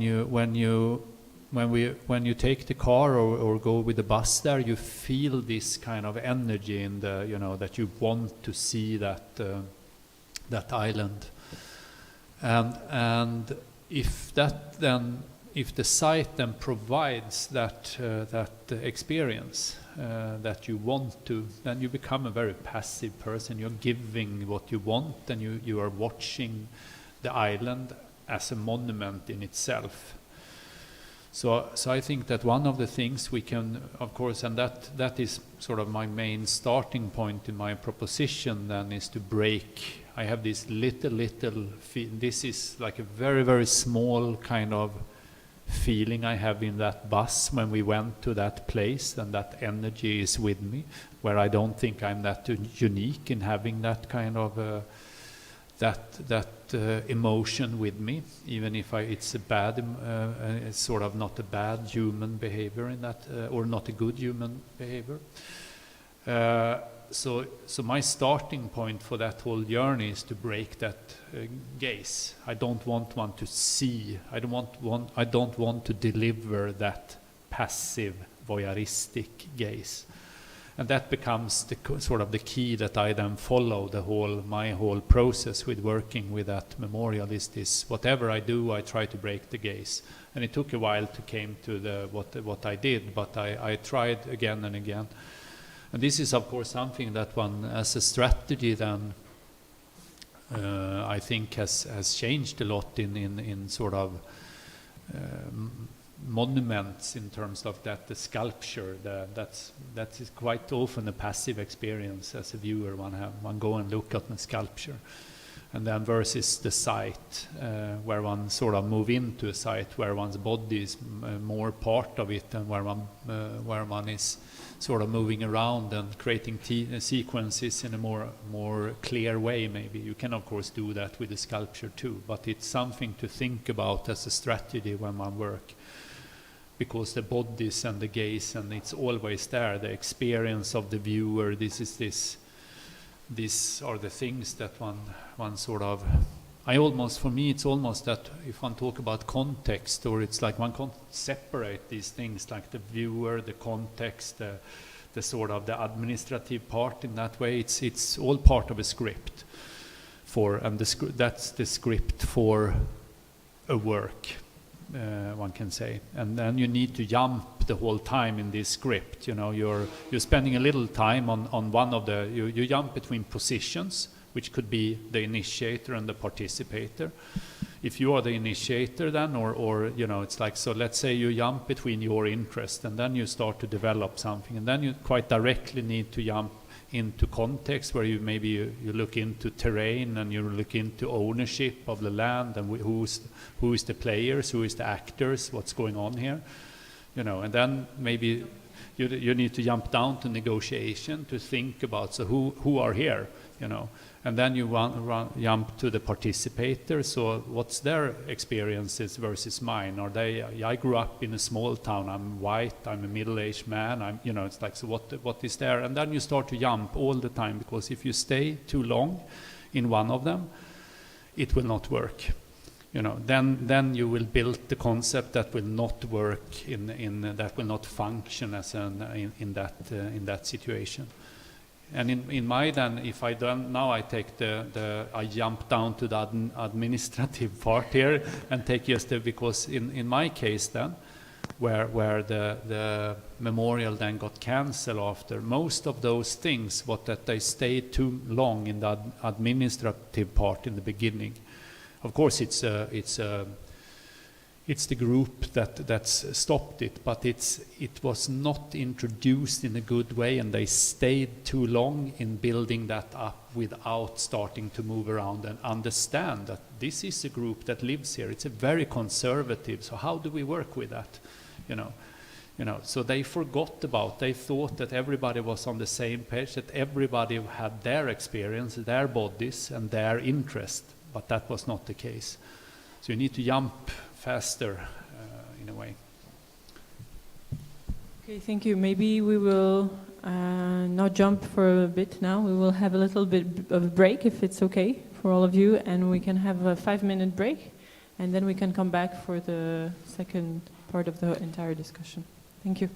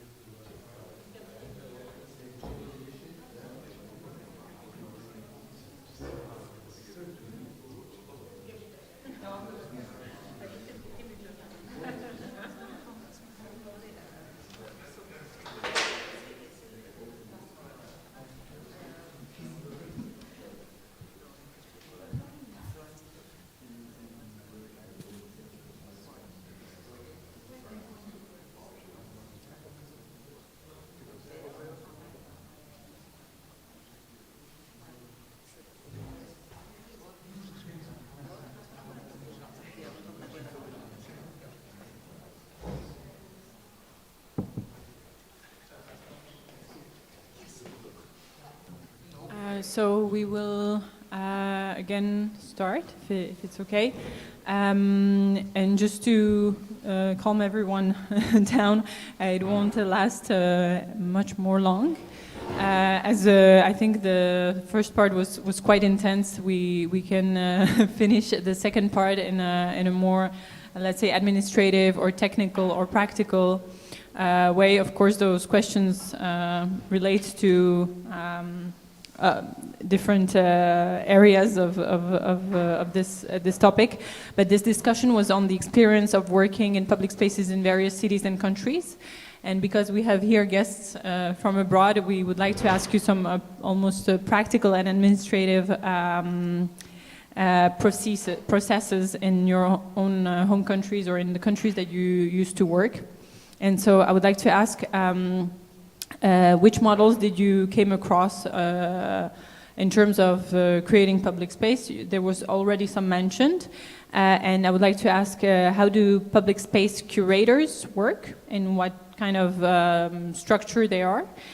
What are their competences, and how and for how long are they selected? So it is, it's really more of a, just so we see the kind of different ways of doing, of having the art in our public spaces, because here, as you understood from the conversation before, the structures are not really set in order to work very performatively. So I would like to give you the mic.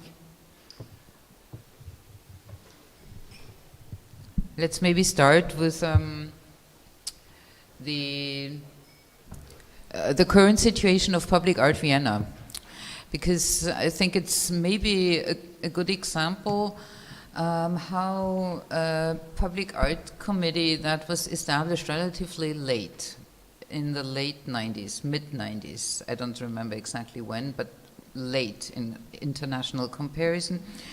When it was founded, the jury consisted of the directors of the museums of the city of Vienna. I would say none of them experienced with public art, but at that time, apparently the city of Vienna thought that all those museums directors, I think it was only men, they're knowledgeable about art, contemporary art, so they should also be knowledgeable about the public space. They commissioned big projects, and then after some years it was clear that this was not the perfect model, so it was renovated, and a public arts jury was funded, which consisted of international experts, now really people coming from public arts background, one or two local people, usually including curators, artists, architect, plus administrators. So what the city of Vienna understood is having a huge problem with the very complicated process of getting permits, because there are, I don't know how many departments of the city involved if you work in public space. It's maybe not unique, but it's like a really, really complex mechanism, and usually not very productive, because they are in competition with each other. So if one says yes, the next tends to say no, just to not grant, let's say, the attention to the one. So really complex. So they decided, or they understood, that the Public Arts Fund would need to set up a new structure of having one person which is, let's say, the spokesman or the representative of this administrative body as a jury member, which I think was really, really clever. The problem was when that person then was, how can I say, not in that position. This was the former, or then director of the museum of the City Gallery, by the way. and then he was removed from that position, and then there was some kind of, yeah, I don't know how they handle it now. And now the newest renovation started just 2 months ago. Then the director of the Public Arts Fund changed. With that, I mean, the change of the director also had the consequence that the new director now was coming from finances and administration, not coming from an arts background. But slowly during those years, in the beginning, not capable, I mean, really not knowledgeable about art at all. But so in the years, I think she got more and more into public arts discussions. As the official director, she got invited to all those symposiums. Not the members of the jury were invited. And slowly, slowly, she acquired that kind of engagement. But that also meant that she curated, in a way, behind the scene more and more. So now we have a new head of the cultural department since 2 years ago, Veronika Kaup-Hasler. And she was the first one who really looked at all the existing cultural structures within the city of Vienna. And one of her main goals was to enhance arts and culture in the districts far away from the inner district. And for enhancing that, one of the major goals of Public Art Vienna now is, of course, to also look at how to create situations, models, projects for those other districts, and reinvestigate what happened so far. And for giving that a more clear direction, she installed a new position just 2 months ago, which is a curator now. And this is Conny Offergeld, who also worked for Public Art Lower Austria, very experienced. She was a member of the BIG, which is the biggest, national building company of public buildings of the federal state of Austria. So universities, hospitals, what else? Prisons, all those public buildings constructed by the Federal Republic. They also have a public arts fund with a very reputable board, and this board also creates invited competitions for public art projects. And yeah, I think this is what they're doing in Vienna now is a quite good model. But when we talk or when we think about Prague, I think we have to look at the current political situation in Prague, which is quite different from Vienna, because in Vienna we still have this combination of a red-green government, and we have this extraordinary. It's red-pink, yeah. But we have this wonderful head of the cultural department as an exceptional personality. She's not an administrator, but she was the director of the Steirische Herbst for many years, Styrian Autumn. So she comes from the cultural background. Yeah, she was a curator, yeah. And so for Prague, I think what you would have to analyze is how to establish that within the political framework, how to maybe construct a constellation between the political situation and some other organization, or how to create an independent board or some kind of independence from the political system. I think that's the main question. And the competences of the curator they are not for the entire city of Vienna, I imagine. I forgot to mention. So the competences of the jury of the Public Arts Fund in Vienna functions like that. I think twice, or I'm not even sure, twice or 3 times a year, you can submit proposals. Everybody is, artists with, submitting specific proposals with their CV, with their, let's say, reputation of being an artist. They can submit proposals, plus the jury, and then the jury decides according to the framework, and this is very clearly outlined on the website. There is a very comprehensive website where artists can also find references of other projects and understand what kind of projects are funded in order to avoid other applications. And then the jury decides which projects are recommended for realization. Plus, it was also the case that sometimes the jury made invited competitions. And I think now the role of the curator, I talked to her just a week ago, is to define let's say, larger, longer-term strands of the engagement of the Public Arts Committee of Vienna again, rather than receiving and based on the occasional situation, like, okay, we have this issue of, I don't know, refugee influx, maybe develop some kind of invited competition to deal with that. So rather than only based on specific occasions to develop some kind of outline. That is the question I was leading to about time management.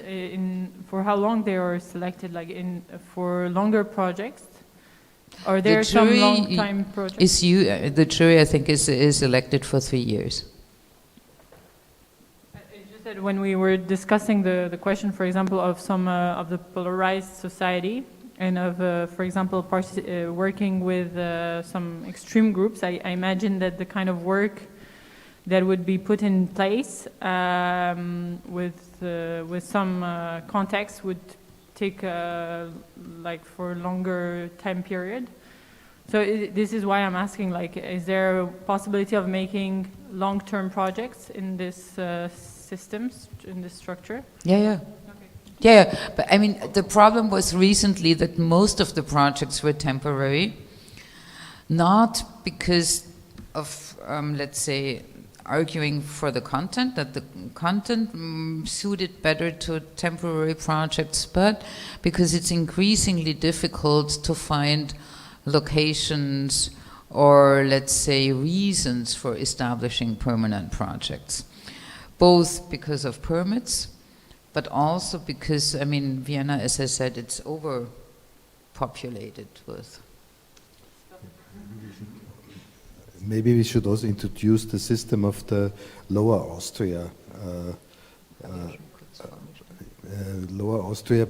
public art, because I think they are the mother of all public art in Austria, and this is working since, I think, almost 30 years, and they have the system that they have in the jury: artists, curators, architect.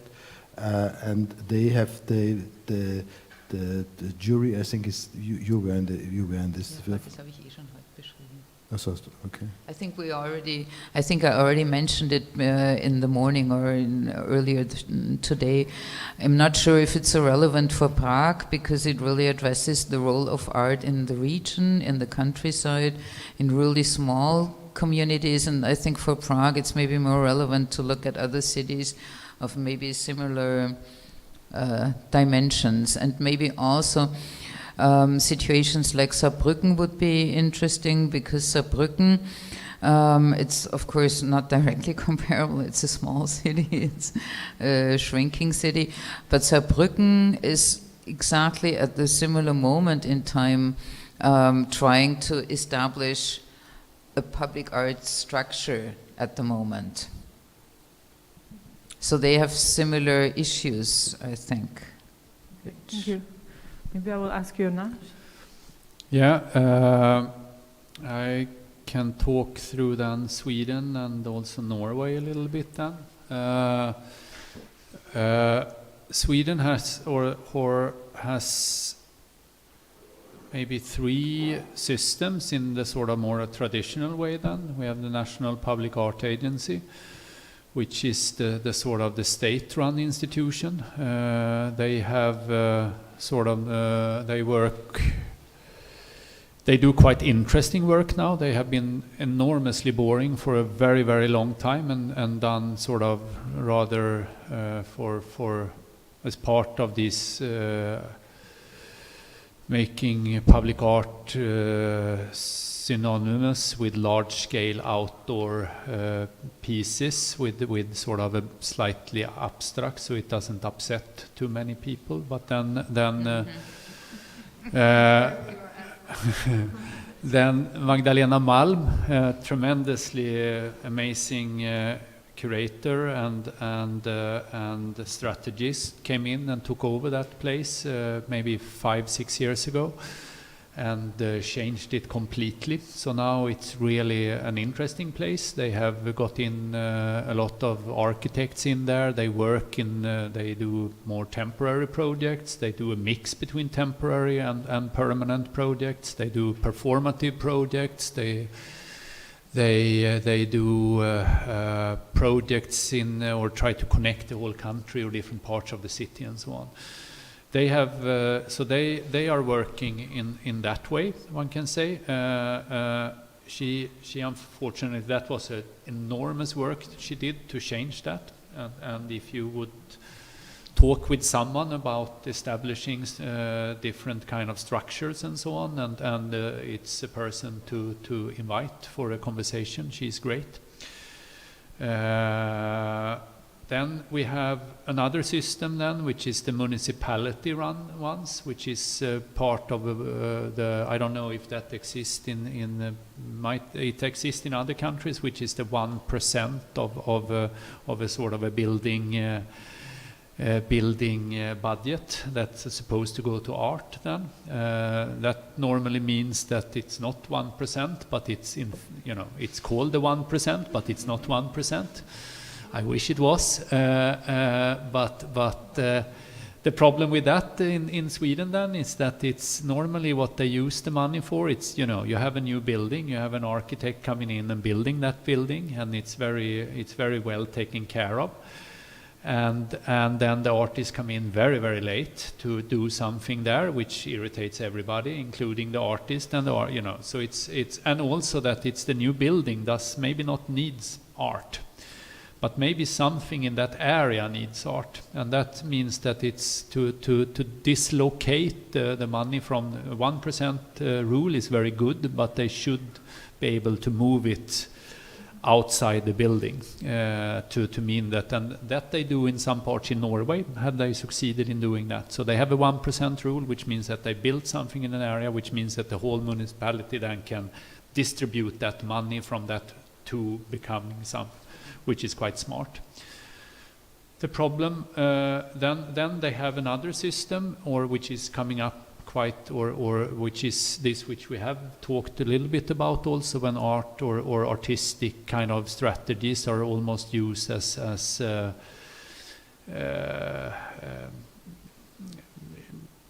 making things visible on the map. The idea about the Guggenheim Museum idea, you do something there and then you create identity, branding, sort of, and that's the private initiatives where it's normally curators that before have worked at the National Public Art Agency, and that have started their own business and collaborates then with developers and so on.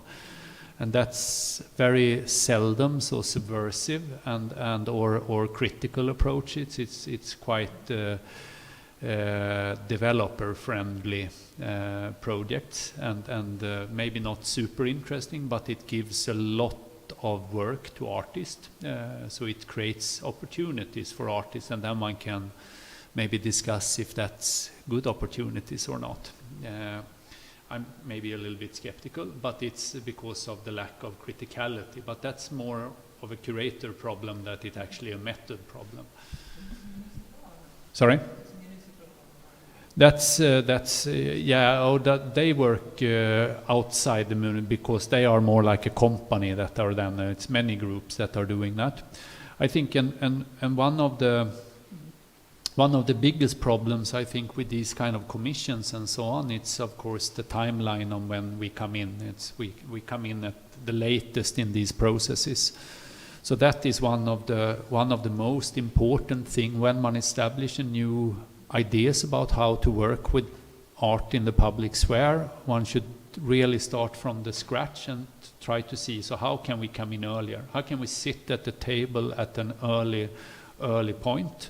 How can we sit together with the artists or architects, the different actors, the planners, and so on? And that one way to do that, as they also have tested, I think, in Norway, which is tremendously interesting. And it's to instead of so how do one then implement an idea like that? It's very difficult. I have an education in just that. That's what my sort of advanced or postmaster course is about, how to negotiate and talk with or be able to work interdisciplinary in these kind of settings. But another way to do it is if one can then, instead of thinking about these art objects that are supposedly coming in, flying in, landing in these different places, how would it be if one as a city would when you do your, I don't know if this is the correct word, but the detail planning of the city, where you define the functions of a city. Here should be here should be housing, here should be stores, here should be, you know. And if in the building plan or in the detail plan they define mostly anything that or everything that the city needs to the different parts to function.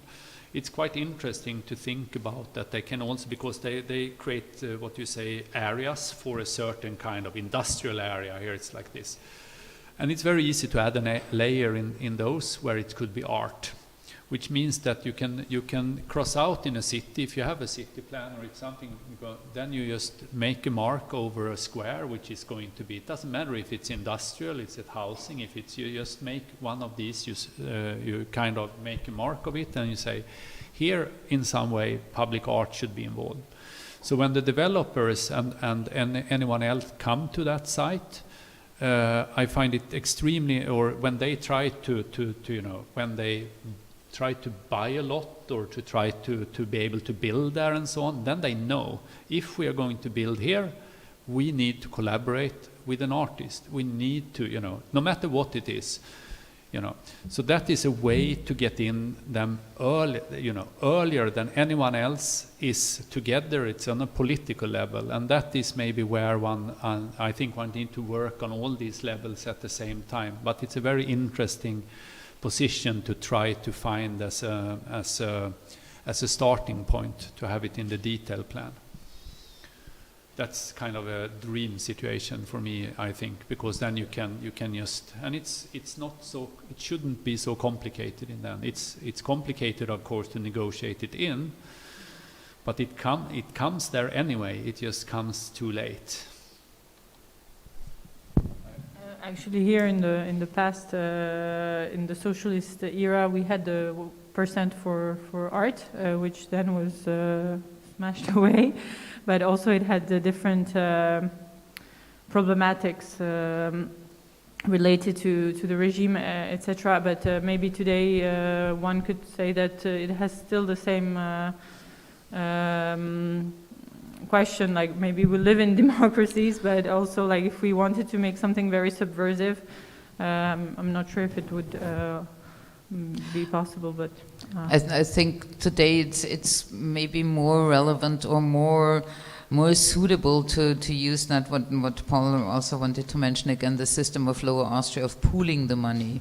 So the Public Arts Fund in Vienna just has one lump budget, and then they can decide how they want to invest it.